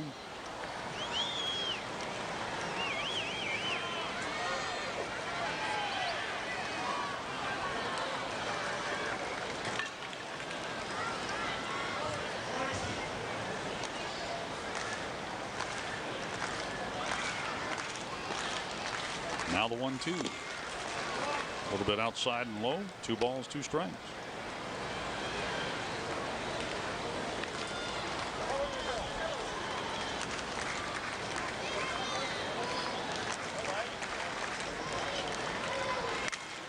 Takes a hack at the 2-2 and pops this one up foul, and that will be out of play on the concourse level over on the first base side.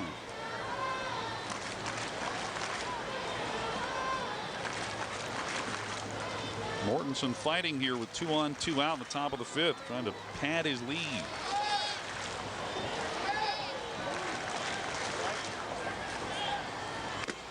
It's up and in, and a full count now to the pitcher Mortensen, with the leadoff man Shane Robinson waiting on deck. And now he knows he's going to get a fastball, and he probably won't swing late. Runners on the move. The pitch is outside. Ball 4. He walks the pitcher Mortensen to load the bases for a very dangerous Shane Robinson, who's hitting .381, second best hitter in the league, coming up right here. Yeah, and he's due now. He's got no hits in this game, 0 for 3.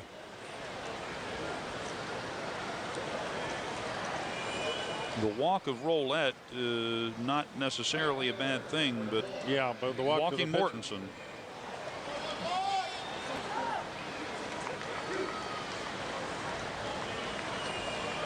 The Cardinals have loaded him up here for the leadoff hitter Shane Robinson. Robinson 0 for 3 tonight, has bounced out back to the hill and flied out twice. First pitch, he takes it low, ball 1.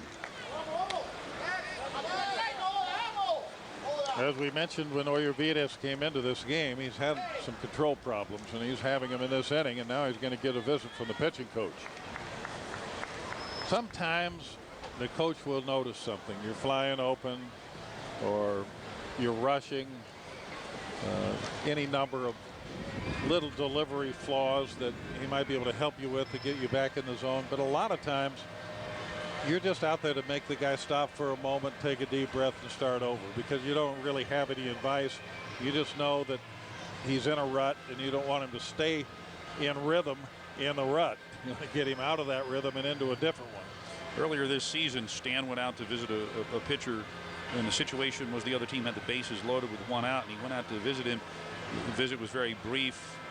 And after the game, I asked him, I said, and what happened in that situation was the very next pitch, the pitcher threw a pitch, the guy hit into a double play, inning was over. After the game, I said, Stan, what'd you go out and say to the guy?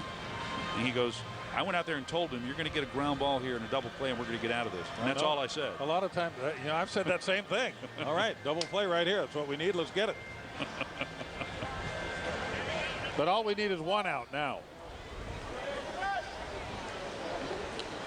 Want to know the count to Robinson.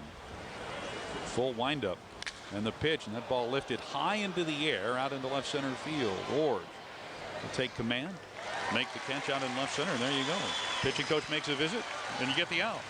No runs, a hit. Bases left loaded. 4.5 complete. Cardinals lead the Hooks 4-0.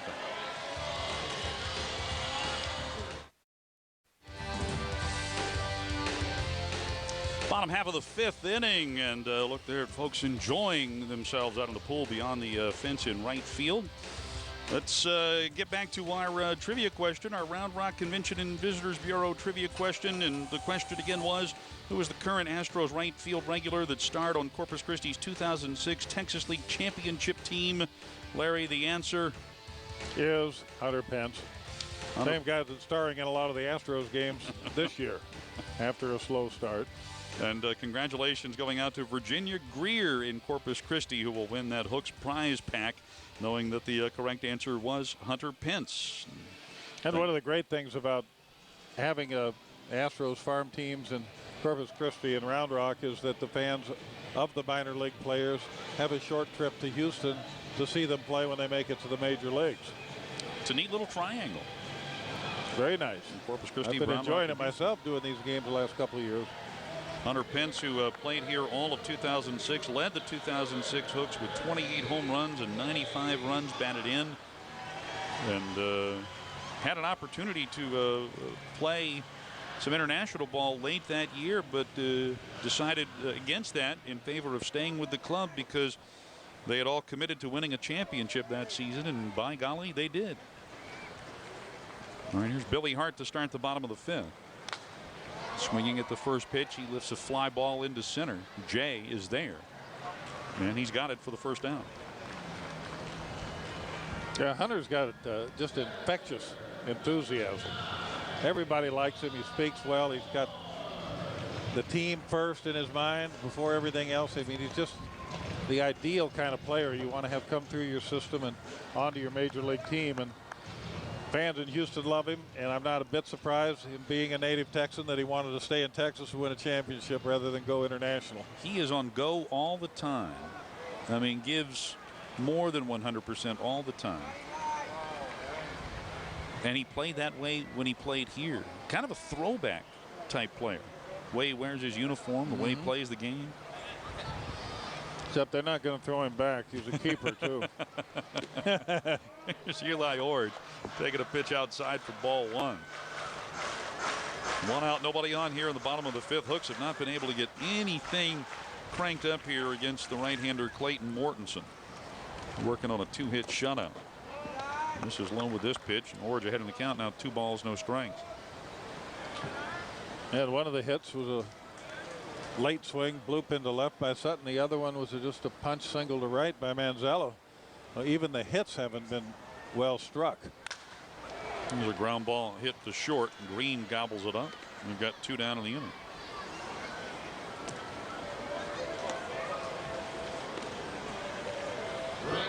We'll bring up Mitch Enertson. He's got a fan at the ball game.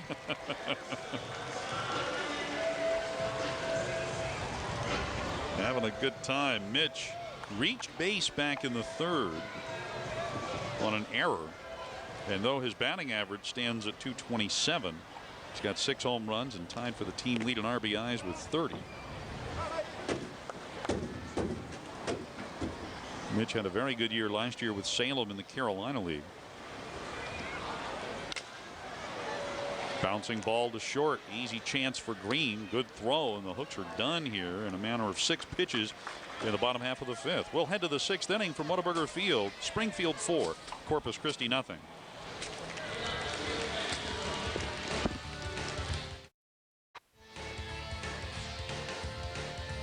Fans enjoying the game from the berm out in right center field as the Hooks trail Springfield 4-0. And we need to liven things up here a little bit. Time once again for the IBC Bank sounds of the game. Skip, help us out. Yeah, we got to get it going here. I'm joined by the man here, the man in Corpus Christi. This is J.J. Gotch, president of the Corpus Christi Hooks.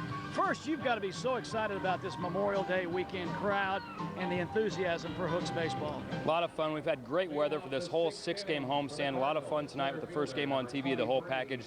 Tomorrow, big day with Memorial Day and a special celebration for us. And you know what's amazing about this park is each and every year, Ryan Sanders baseball doesn't leave it as is. You guys are always coming up with innovative and new things here for the fans and the people of Corpus. Yeah, we started that in Round Rock at the Dell Diamond and have really continued the tradition here at Whataburger Field. We had the Zarski Zone where you were earlier tonight. We added another premium VIP club level, the Champion Club this year. It's been a big hit with a lot of our fans. It's a VIP experience for big groups, but it's up on the suite level.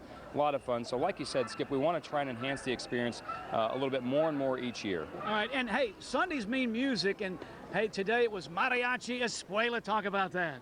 There's nothing like a little mariachis when you enter the ballpark on a Sunday to put you in a good mood. A lot of traditions here. That's one that we started a few years ago. We have so much fun with those guys. They were out here earlier today, but a lot of fun. And right when you enter the ballpark, you're just in a good mood. Absolutely. Well, we got baseball mariachis and a great crowd. It doesn't get any better on Memorial Day weekend. JJ, thank you very much. Congratulations. What a great franchise this is. What a great man this is. Back upstairs to Matt and Larry. Guys, take it away. Thank you, Skip. And in the top of the 6th, John Jay flying out to Mitch Enertson to get things started. So we've got 1 out. And now we'll bring up Alan Craig. Craig 2 for 3, including that 2-run home run back in the first. Moyervita is snapping off a breaking pitch for strike 1.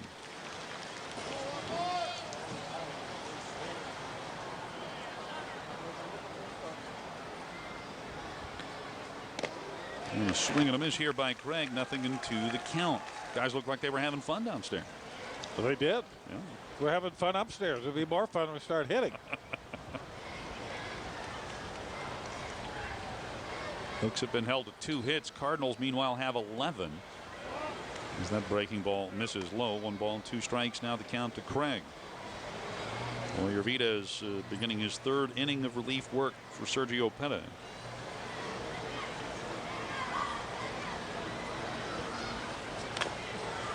Foul ball here. Keeps it at 1-2.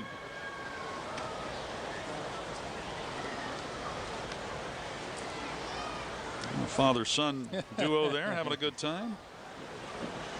One's got the road cap, the other's got the home cap. Complete set.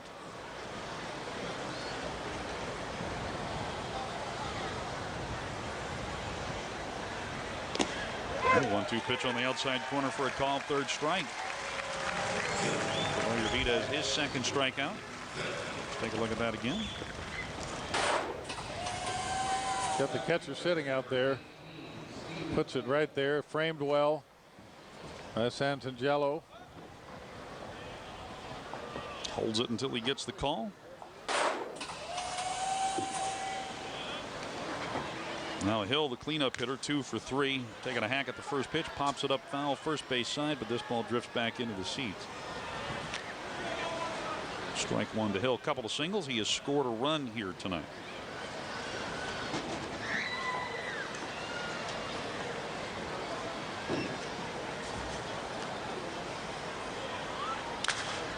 This ball hit to the left side. Johnson cuts in front of Manzello, whips a throw to first, and that'll do it for Hill and the Cardinals in the 6th. So 5.5 now complete. Springfield continuing to lead Corpus Christi 4-0.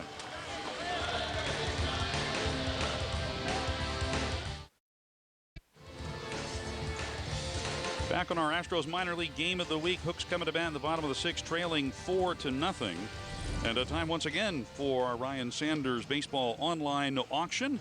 And a look there at our Memorial Day caps, which the guys will be wearing here tomorrow as we close out this series with Springfield. And they'll be autographing those caps. And they're available online at rrexpress.com, cchooks.com. And again, a portion of the proceeds from the online auction of our Memorial Day caps going to benefit the USS Lexington Museum on the Bay. That'll be a good time here tomorrow as we close out this homestand on Memorial Day. A 1:05 start here tomorrow at Whataburger Field. You don't have the American flag on the hat every day. That is correct. Memorial Day. Right. So, and signed. As Lou Santangelo bounces one down to third, Craig up with it on the grass, throws across, and we get an out on a first pitch again. Something that has happened frequently here tonight. Santangelo retired. And not only will we have the American flag on that cap, but the CV-16 designation of the USS Lexington also situated on that cap tomorrow. Mortensen in control of his domain tonight. 2-hit shutout he's working on here through 5 1/3. And we will get a pinch hitter here for Jose Oyervides. It will be Orlando Rosales to pinch hit. First offering to Rosales is inside, ball one. Rosales played for the first time for the Hooks last night as he started in center field. So this is just his second game of action for Corpus Christi. This pitch is in for a strike. He had spent all season long with Salem down in the Carolina League, where he was hitting .276 with 19 runs batted in. Which means somebody must have been called up or somebody was disabled for him to move up. Bud Norris was placed on the disabled list. They give him some time to rest his elbow. Bud actually coaching over at first base right now. There's a bouncing ball left side, charged by Craig. The throw over in time, and Rosales is retired. Hooks also only had 3 outfielders on the roster, so adding Rosales to the roster gives the Hooks now 4 outfielders. And 2 down in the inning brings up Drew Sutton, with Rosales pinch hitting for Jose Oyervides. Oyervides' night is done, and he did a pretty good job. 3 innings of shutout relief. As it turns out, that's his longest outing of the season. Twice previously, Oyervides had gone as deep as 2 2/3 innings of relief. So his longest outing, a very successful one here tonight. Sutton looks to bunt his way on board, knocks this one foul up the third baseline for strike 1. And Drew 1 for 2 singled in the first, and that is one of only 2 Corpus Christi hits tonight off of Mortensen.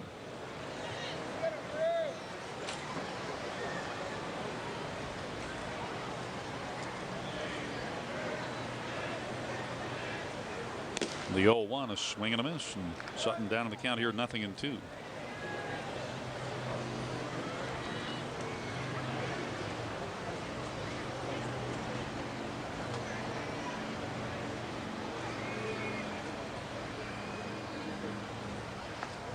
And the 0-2, swing and a miss. Sutton strikes out on 3 pitches, and Mortensen sets him down in order here in the 6th. We head to the 7th inning. It remains Cardinals 4, Hooks 0.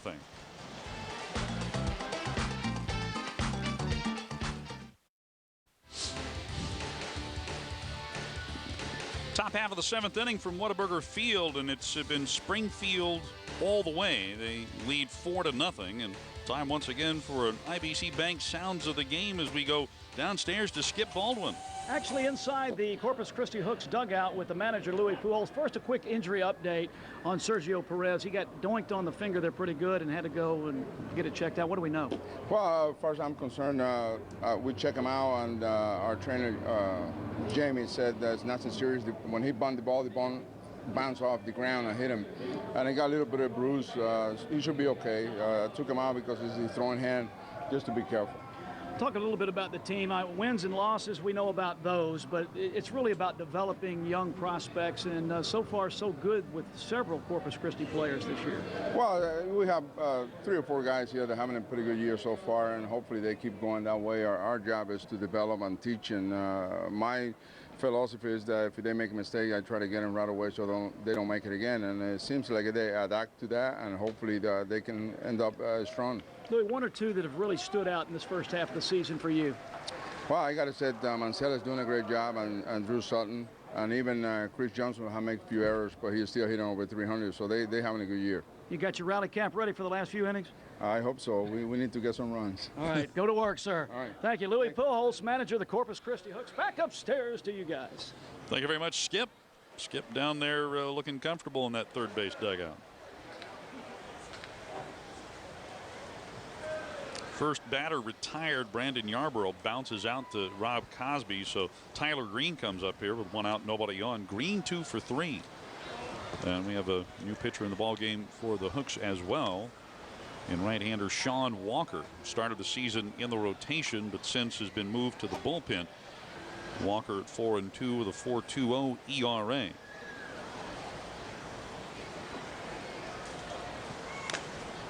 And the 1-0 fouled off by Green. 1 ball and 1 strike. Walker in just his 3rd season of pro ball. Taken by the Astros in the 24th round of the 2005 draft out of Baylor. 1-1, and here Green tries to bunt his way on a breaking pitch and fouls it off. 1-2.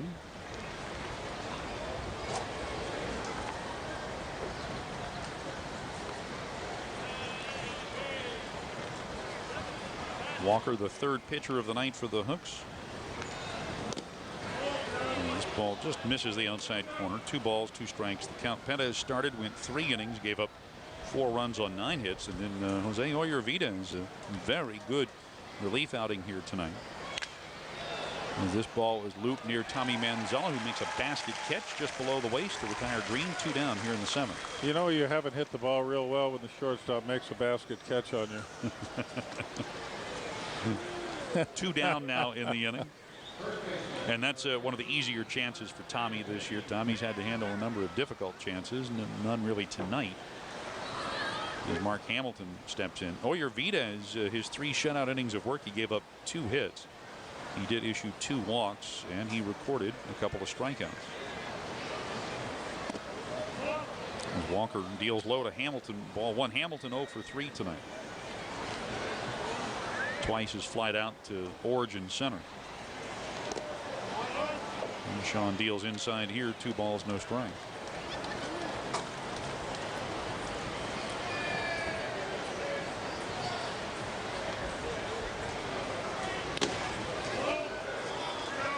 Pitch comes inside, and Walker falls behind to Hamilton here. 3-0.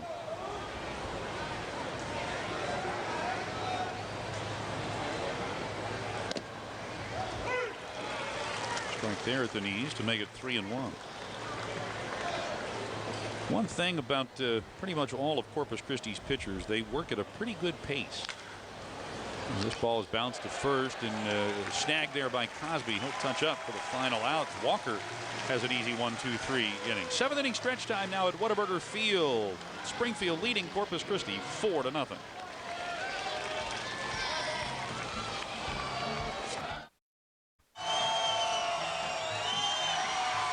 Time to stretch it out. 7th inning stretch time here at Whataburger Field. And Hooks need 4 to get back into this thing. And again tonight, our first Astros minor league game of the week in a schedule of many throughout the course of this summer. Our next Astros minor league game of the week coming up June 1st as the Round Rock Express host the New Orleans Zephyrs at the Dell Diamond. And then it's back to Hooks baseball June the 12th as we take on Frisco up at Dr. Pepper Ballpark just north of Dallas. And then again, we'll play the Rough Riders on June 22nd in Frisco. So your next 3 Astros minor league games of the week right there. June the 1st, June the 12th, and June the 22nd. We're going to have some road baseball this year. Chance for folks to see the Hooks and the Express on the road this year. The Hooks with 2 games back-to-back at Frisco. As we start at the bottom of the 7th, first pitch to Tommy Manzella, inside, ball 1. Well, Frisco was tough last year, and it looks like they're picking right up where they left off. Yeah, they're beating everybody. They have an 8-game lead over the second-place Hooks coming into play Everybody today. else is tightly bunched, but I noticed that Frisco lost today. Well, that makes it 7.5 then right now, and the only solace there as Tommy takes this pitch for a strike 2-1. The fact that the Hooks and the Rough Riders have played 12 times this year, and the Hooks lead the season series 7-5. The Hooks are the only team in the league that have a winning record against Frisco.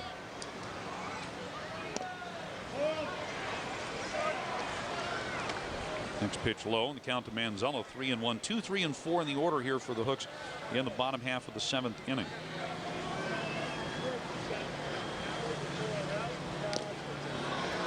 Here a foul ball right at home plate, and that gets it to a full count on Manzella. Tommy 1 for 2, hit into a double play in the first, and then single to right leading off the 4th.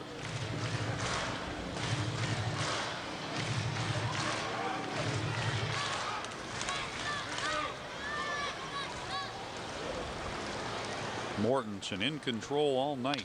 And this pitch is hit on the ground past the third baseman Craig and into left field. A base hit for Tommy Manzella.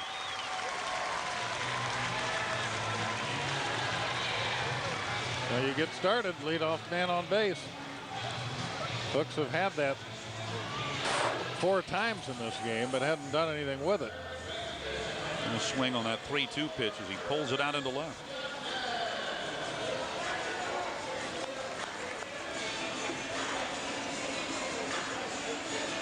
Wasn't a great deal of room there between the third baseman Craig and the shortstop Green. No, he hit that ball sharply. So Manzella on board, and that brings up Chris Johnson. Chris 0 for 2. And he takes this pitch on the inside corner for strike 1. And Mortensen in 6 innings plus a batter has given up just 3 hits, all singles. He's allowed 1 walk and he's fanned 3.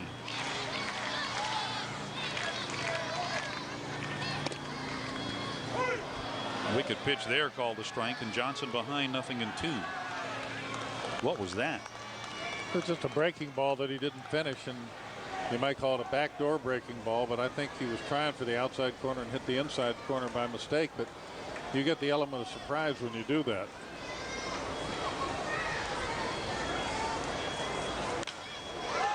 That ball line foul into the seats up above the Springfield dugout. So the count holds at 0-2.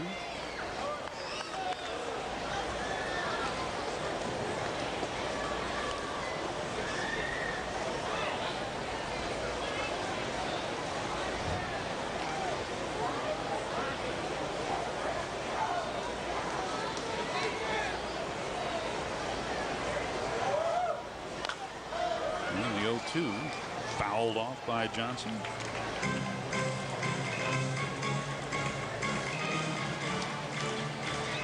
Chris Johnson, 3 home runs, 23 runs batted in this season. Offense has been pretty well spread on this club. Nobody with a lot of home runs or a lot of RBIs, but a lot of guys with significant RBIs. And 8 guys playing for the Hooks that are somewhere between 20 and 30 RBIs at this point in the season. And a swing and a miss here at a pitch that was downstairs. Johnson strikes out for the first out in the home 7th.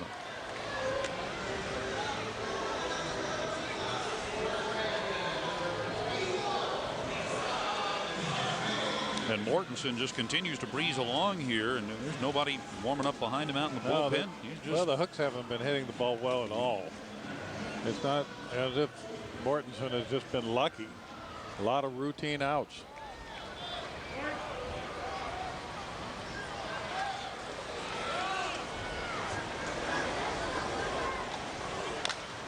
Rob Cosby taking a hack at that first pitch, knocks it foul right by skipper Luis Pujols. Strike 1 to Rob. Cosby 0 for 1. He walked in the 2nd and then hit into a double play in the 4th. The Hooks have hit into 3 double plays so far tonight. Only left 1 base runner.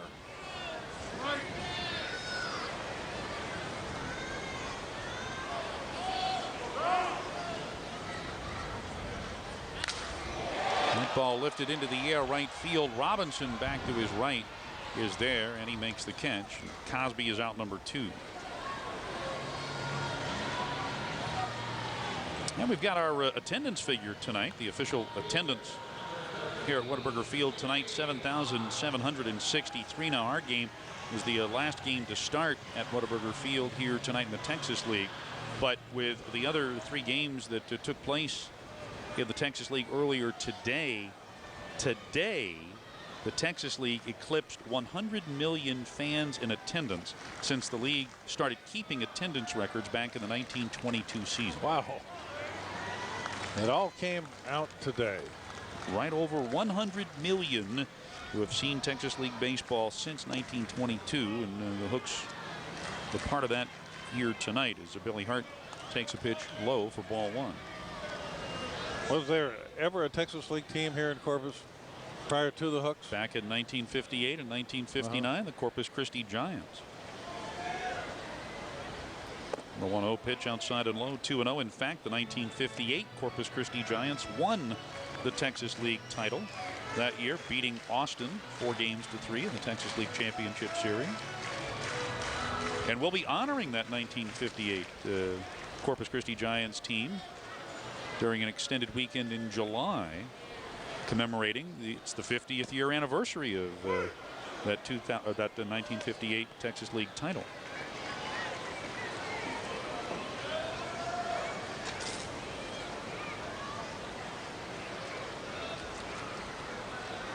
Two and one the count to Billy Hart, who was flied to right and flied to center.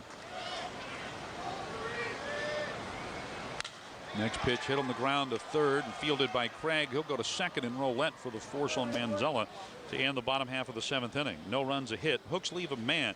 We'll move along to the 8th inning. It remains 4-0 Springfield.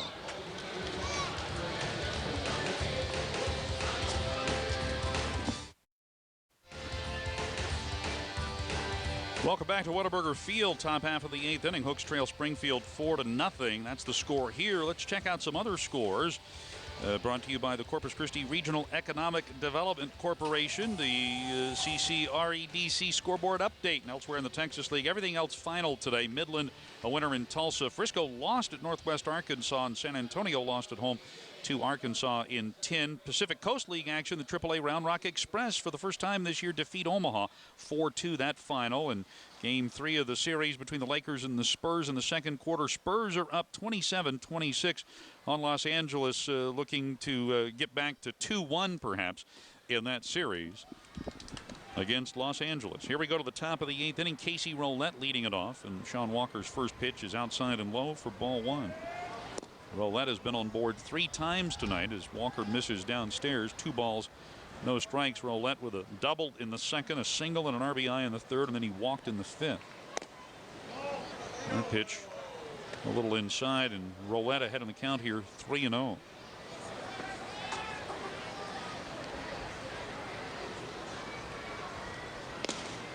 And 3-0 right down the middle for a strike, 3-1. Round Rock beating Omaha today 4-2, and the next Astros minor league game of the week will feature Round Rock hosting New Orleans as Roulette draws a leadoff walk here in the top of the 8th inning. The Round Rock Express this season managed by Dave Clark, who spent the first 3 years managing here in Corpus Christi. So Dave moves along as Jackie Moore was added to the Houston Astros coaching staff this season. But everybody's trying to move up here. The umpires are trying to move up. The coaches, managers, players.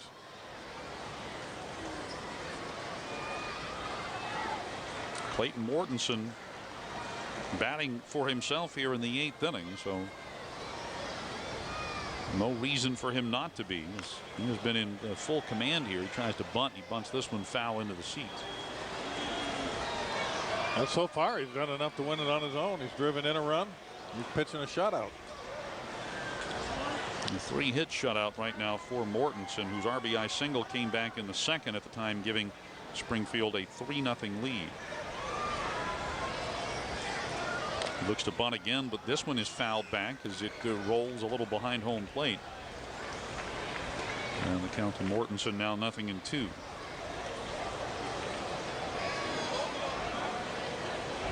Standing too tall. A big part of your success as a bunter is the position you get yourself into before the pitch is even thrown.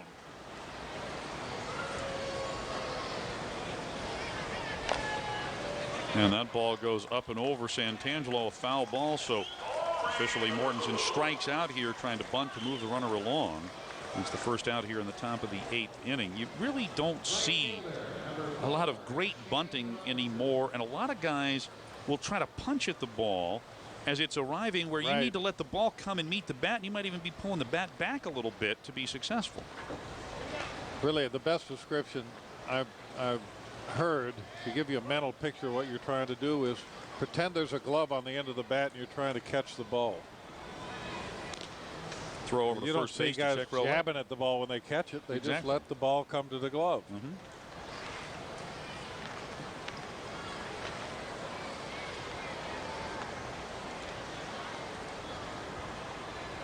Leadoff man Shane Robinson at the plate right now, 0 for 4 with 3 fly ball outs tonight. He's in a severe slump tonight. for a 400 hitter. He was 0 for 5 in last night's extra innings game, so he's hitless in the series. Came into this series batting .396 as he fouls this one off for strike one. A lot of guys in the league this year flirting with 400. Frisco catcher Max Ramirez leading the league coming into play tonight.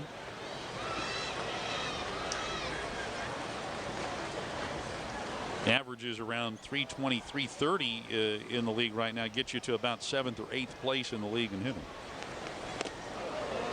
Breaking pitch comes up and in. 1 ball, 1 strike, the count to Robinson. Texas League, of course, for many years known as a hitters league, but Larry, I'm not so sure that that designation applies so much anymore because of all the changes in ballparks, and for the most part fair ballparks now, and a lot of the organizations that are represented in the Texas League have a lot of top-notch pitching prospects come through here. So it's been a long-standing reputation that the league has had, but I'm not so sure that that reputation is as much deserved anymore. Well, things really change over time, not just here, but at all levels of baseball.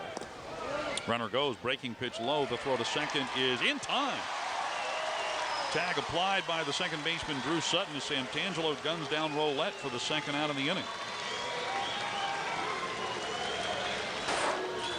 Almost looked like the same throw and the same tag, didn't it? Here it is. And we'll get another look here from the center field camera. Here's the throw, and boom, boy, bang, bang, call at second again. Well, the way the runner slid, though, he gave the umpire a good look at the tag. And now this ball hit right back to the hill, and Walker up with it. A little flip over to first will take care of Robinson for the final out in the inning. And that's it. 7.5 complete now. Our score remains Springfield 4, Corpus Christi nothing.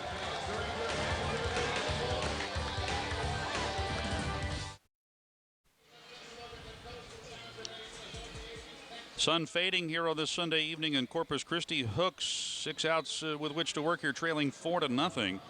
And let's take a look right now at our upcoming home game promotions, brought to you by the Corpus Christi Convention and Visitors Bureau. And there you see the next in our series of Hooks fan favorite figurines, courtesy of Citco, and that is the J.R. Tolles figurine, which will be given away here on June the 28th. And there our Josh Anderson figurine to be given away on July the 30th. Familiar pose from Josh. He stole a lot of bases when he was here. And then our Hunter Pence figurine to be given away on August the 20th. The next 3 in the series of 5, we've already given away 2.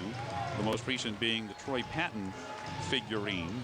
And cchooks.com, the place to go for information related to the Hooks, the schedule, and the promotional schedule, and anything else you want to know about the Corpus Christi Hooks there at cchooks.com. All right, bottom half of the 8th inning, Eli Orge to get it started. The Hooks have mustered just 3 hits in 7 innings against Mortensen. Those 3 hits all singles. Orge 0 for 2. Breaks his bat here on a little roller out near third. Craig lets the bat go by, then gets the ball over to first in time to take care of Orge for the first out. That was a little scary. That's a relatively recent phenomenon of bats breaking in 2 or 3 parts and flying in different directions around the field. Players use a lot smaller, lighter bats now than they used to. And with the heavier bats, they would break, but they wouldn't completely come apart. Shatter.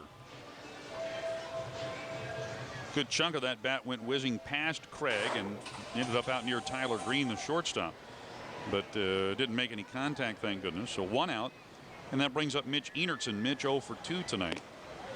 Takes one down the middle for a strike. This is where you get into that position as a pitcher where a lot of times they'll give you a free strike. The guy's pitching a good ball game. The opposing manager says, okay, let's take the first pitch. See if we can get ahead in the count. Do something to change things. Well, when you're pitching and you notice that everybody starts taking the first pitch in the 7th or 8th inning when you've got a 4-0 lead, you say, okay, throw it in there. Strike 1. Foul ball makes strike 2.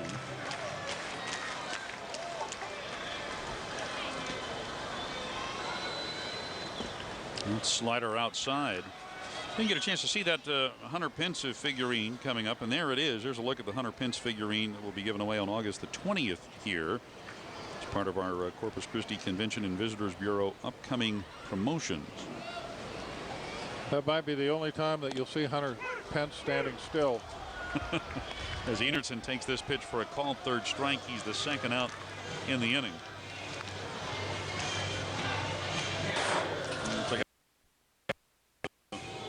2-2. Perfect pitch down around the knees on the outside corner. It came from outside and tailed back just a little. Caught a corner. Enertson didn't think so, but his opinion doesn't count. As Lou Santangelo takes a pitch outside for ball one. Mortensen has made a lot of guys look like that tonight.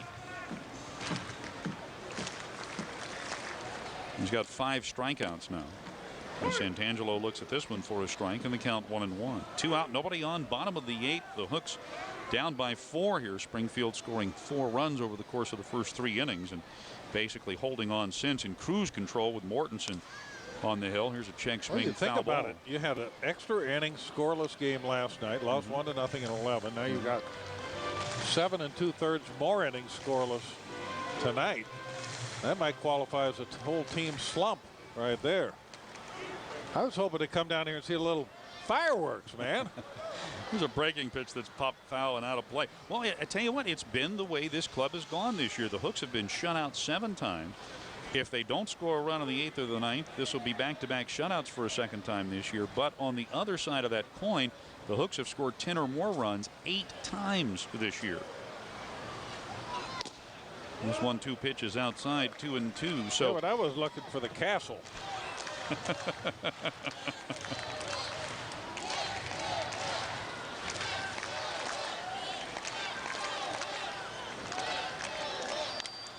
Here's a little tapper over the mound. The shortstop Green has it in front of the bag. The throw to first low, but Hamilton has it, and the Hooks go in order again here in the 8th inning. So through 8, our score remains 4.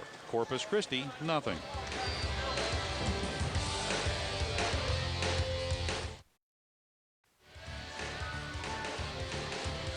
A look at the main entrance at Whataburger Field as we prepare for the 9th inning.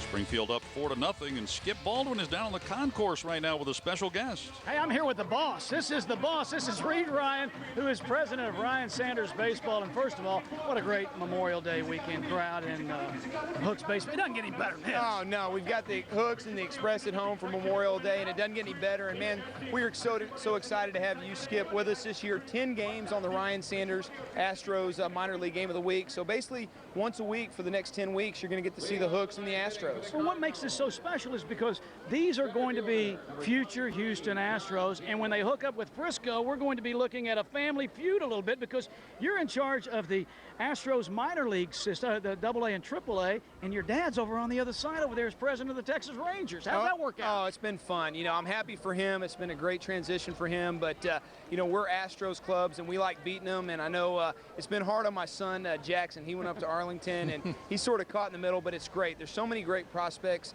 here with the Astros in Corpus Christi, and we've got some in Round Rock, and so it's going to be fun for all the people in this area to see those guys, and then, of course, to have a little bit of the silver boot life. And does Dad needle son a little bit about, hey, right now, Frisco, I mean, we're kicking up here in the Dallas-Fort Worth area? No, he doesn't, because, you know, in this game, you got to be careful because you always have tomorrow, and there's lots of games, and we've actually handled Frisco really well this year, so it's going to be fun to watch us play. And the next game, Reed, is going to be next Sunday. We got the at the Dell Diamond in Round Rocket. We've got the Express taking on the New Orleans Zephyrs, and that's always a good game. It is. The New Orleans Zephyrs Express relationship has been a lot of fun over the years. We have a lot of ties there, and of course, with them being the New York Mets now, they've had a lot of good players come through. So the great thing about this is you get to see the stars of tomorrow today, basically 10 times this summer with the Astros minor league game of the week. And I want to thank Drayton McClain and Pam Gardner for making this happen, and John Heike with FSN. It's been a lot of fun. All right. Hey, Reed Ryan, hey, congratulations on a wonderful weekend. We appreciate it. Thank you, sir. Glad to have you and here. all that you do. All right.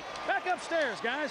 Thank you, Skip. And right here, we're going to see a terrific chance there for Tommy Manzella diving to stop a ball hit by Stephen Hill. His throw to first, though, is high, and Hill will be safe.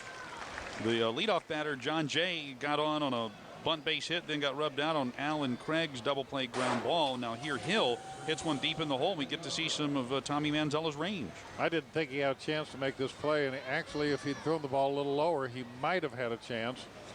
There's nothing more he could do. It's a hit all the way, and he is lucky in the sense that it bounced off the railing, came back on the field, so the runner wasn't able to move up. He didn't get an error. Hill picks up his 3rd hit, so he's 3 for 5. That's the 13th hit for the Cardinals here tonight. So Hill's at first with 2 men out. But the other thing you may have noticed on the double play is that Manzella really turned it quickly, and he had to. The ball wasn't hit that hard. As Yarbrough comes up and takes a pitch low here, ball 1.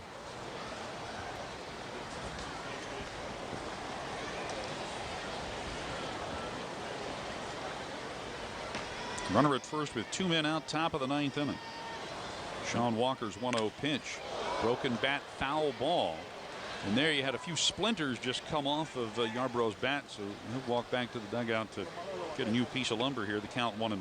Well, the bat company have to be loving it with these guys using these little light bats that break apart so easily. And they're not cheap.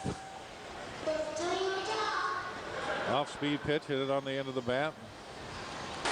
Got to order another bat. Larry, did you hear about the Independent League ball player a few days ago that got traded for 10 bats? Yeah, I think I read something in the paper about that. Guy that was on the roster of a club up in Canada and pitcher. And for whatever reason, there were a few reasons why he wasn't able to get through a visa problem, and he couldn't get into Canada.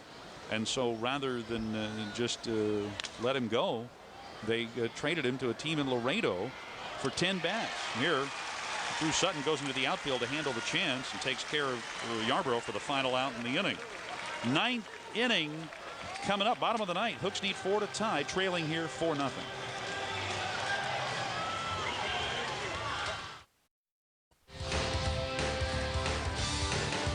Bottom of the 9th inning, and the Hooks are trailing here by 4. They'll have 9, 1, and 2 in the batting order due up.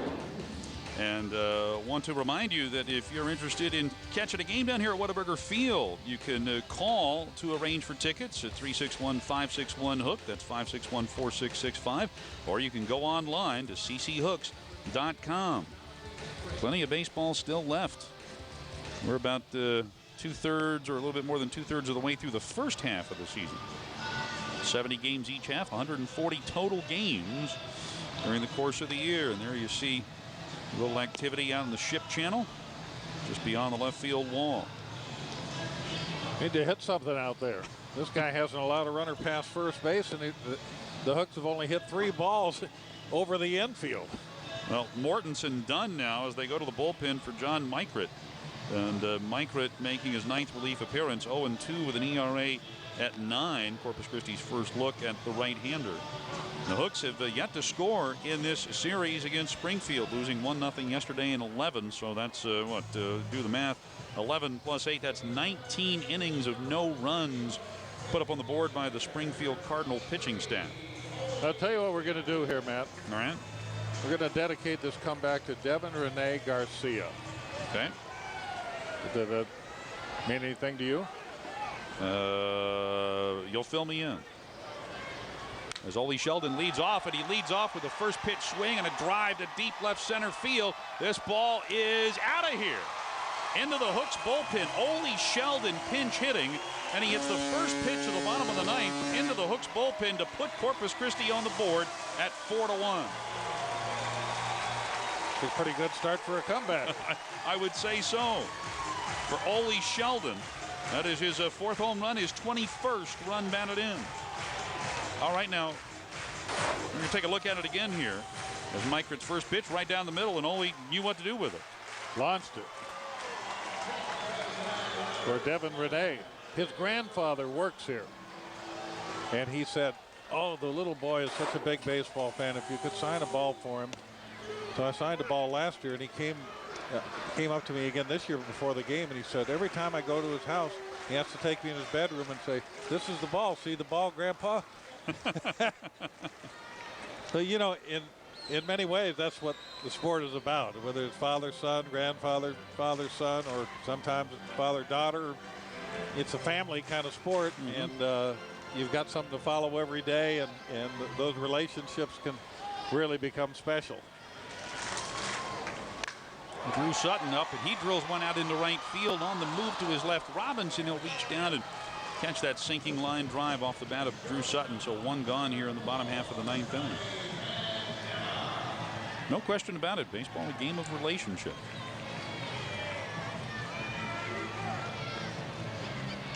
And if you stay around in the game long enough, you end up having a relationship with just about everybody.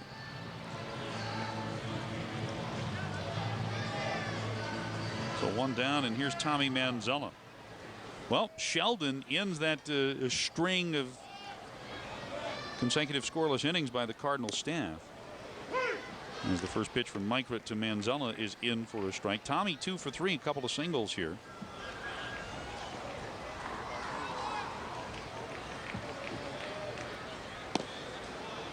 Breaking pitch there for a strike. Manzella down in the count, 0-2.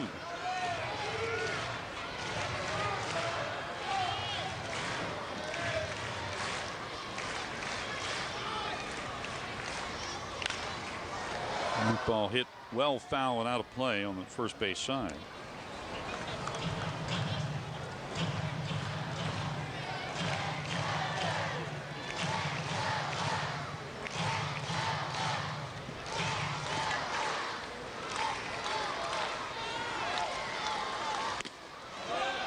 Check swing here. Cardinals appeal, do not get a strike. 1 ball, 2 strikes to count to Manzella.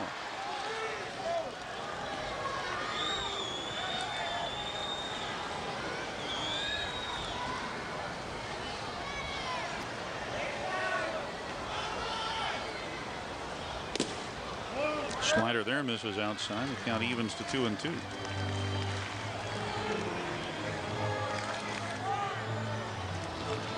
And guys right now just trying to get on base.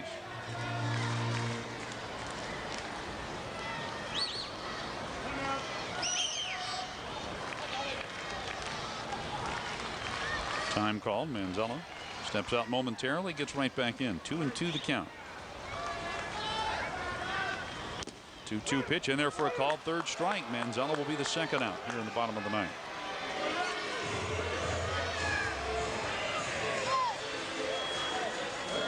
Leaves it up to Chris Johnson to try to extend the ball game. Johnson 0 for 3 tonight.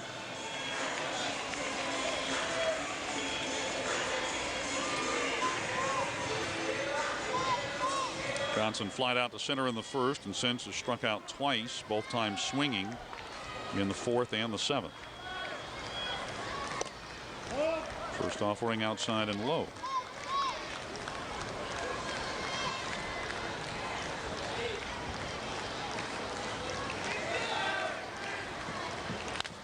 Now this pitch popped up foul, and it will make it back into the seats on the first base side. 1 ball, 1 strike. Now the Hooks this year 3 times have rallied from a deficit going into the 9th inning to win a ball game. Doing so just the other night against Arkansas a couple of nights ago. Trailing by. Spectacular if they do it now with 3 runs to score and only 1 out to give. Yep.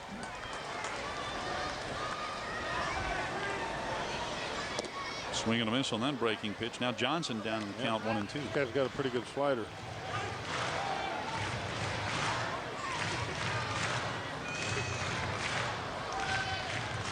A rally cap there. Stuff in the rally cap, and bending over, of course, the stuff is going to fall out. 1-2 pitch is low. 2 balls, 2 strikes. You know, he's got it going on again. Not giving up.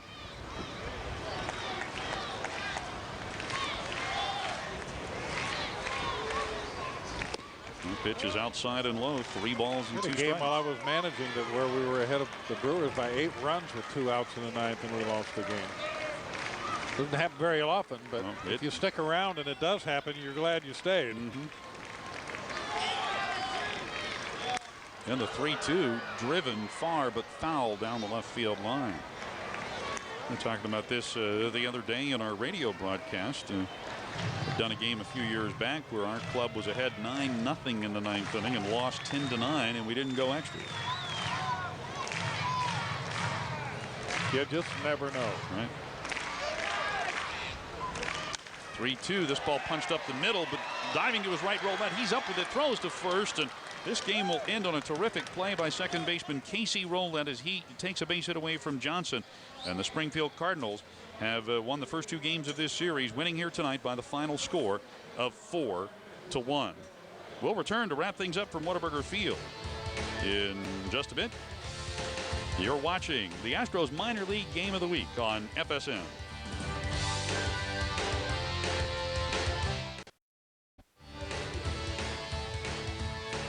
The Houston Astros Minor League Game of the Week has been brought to you by Citgo, there at every turn.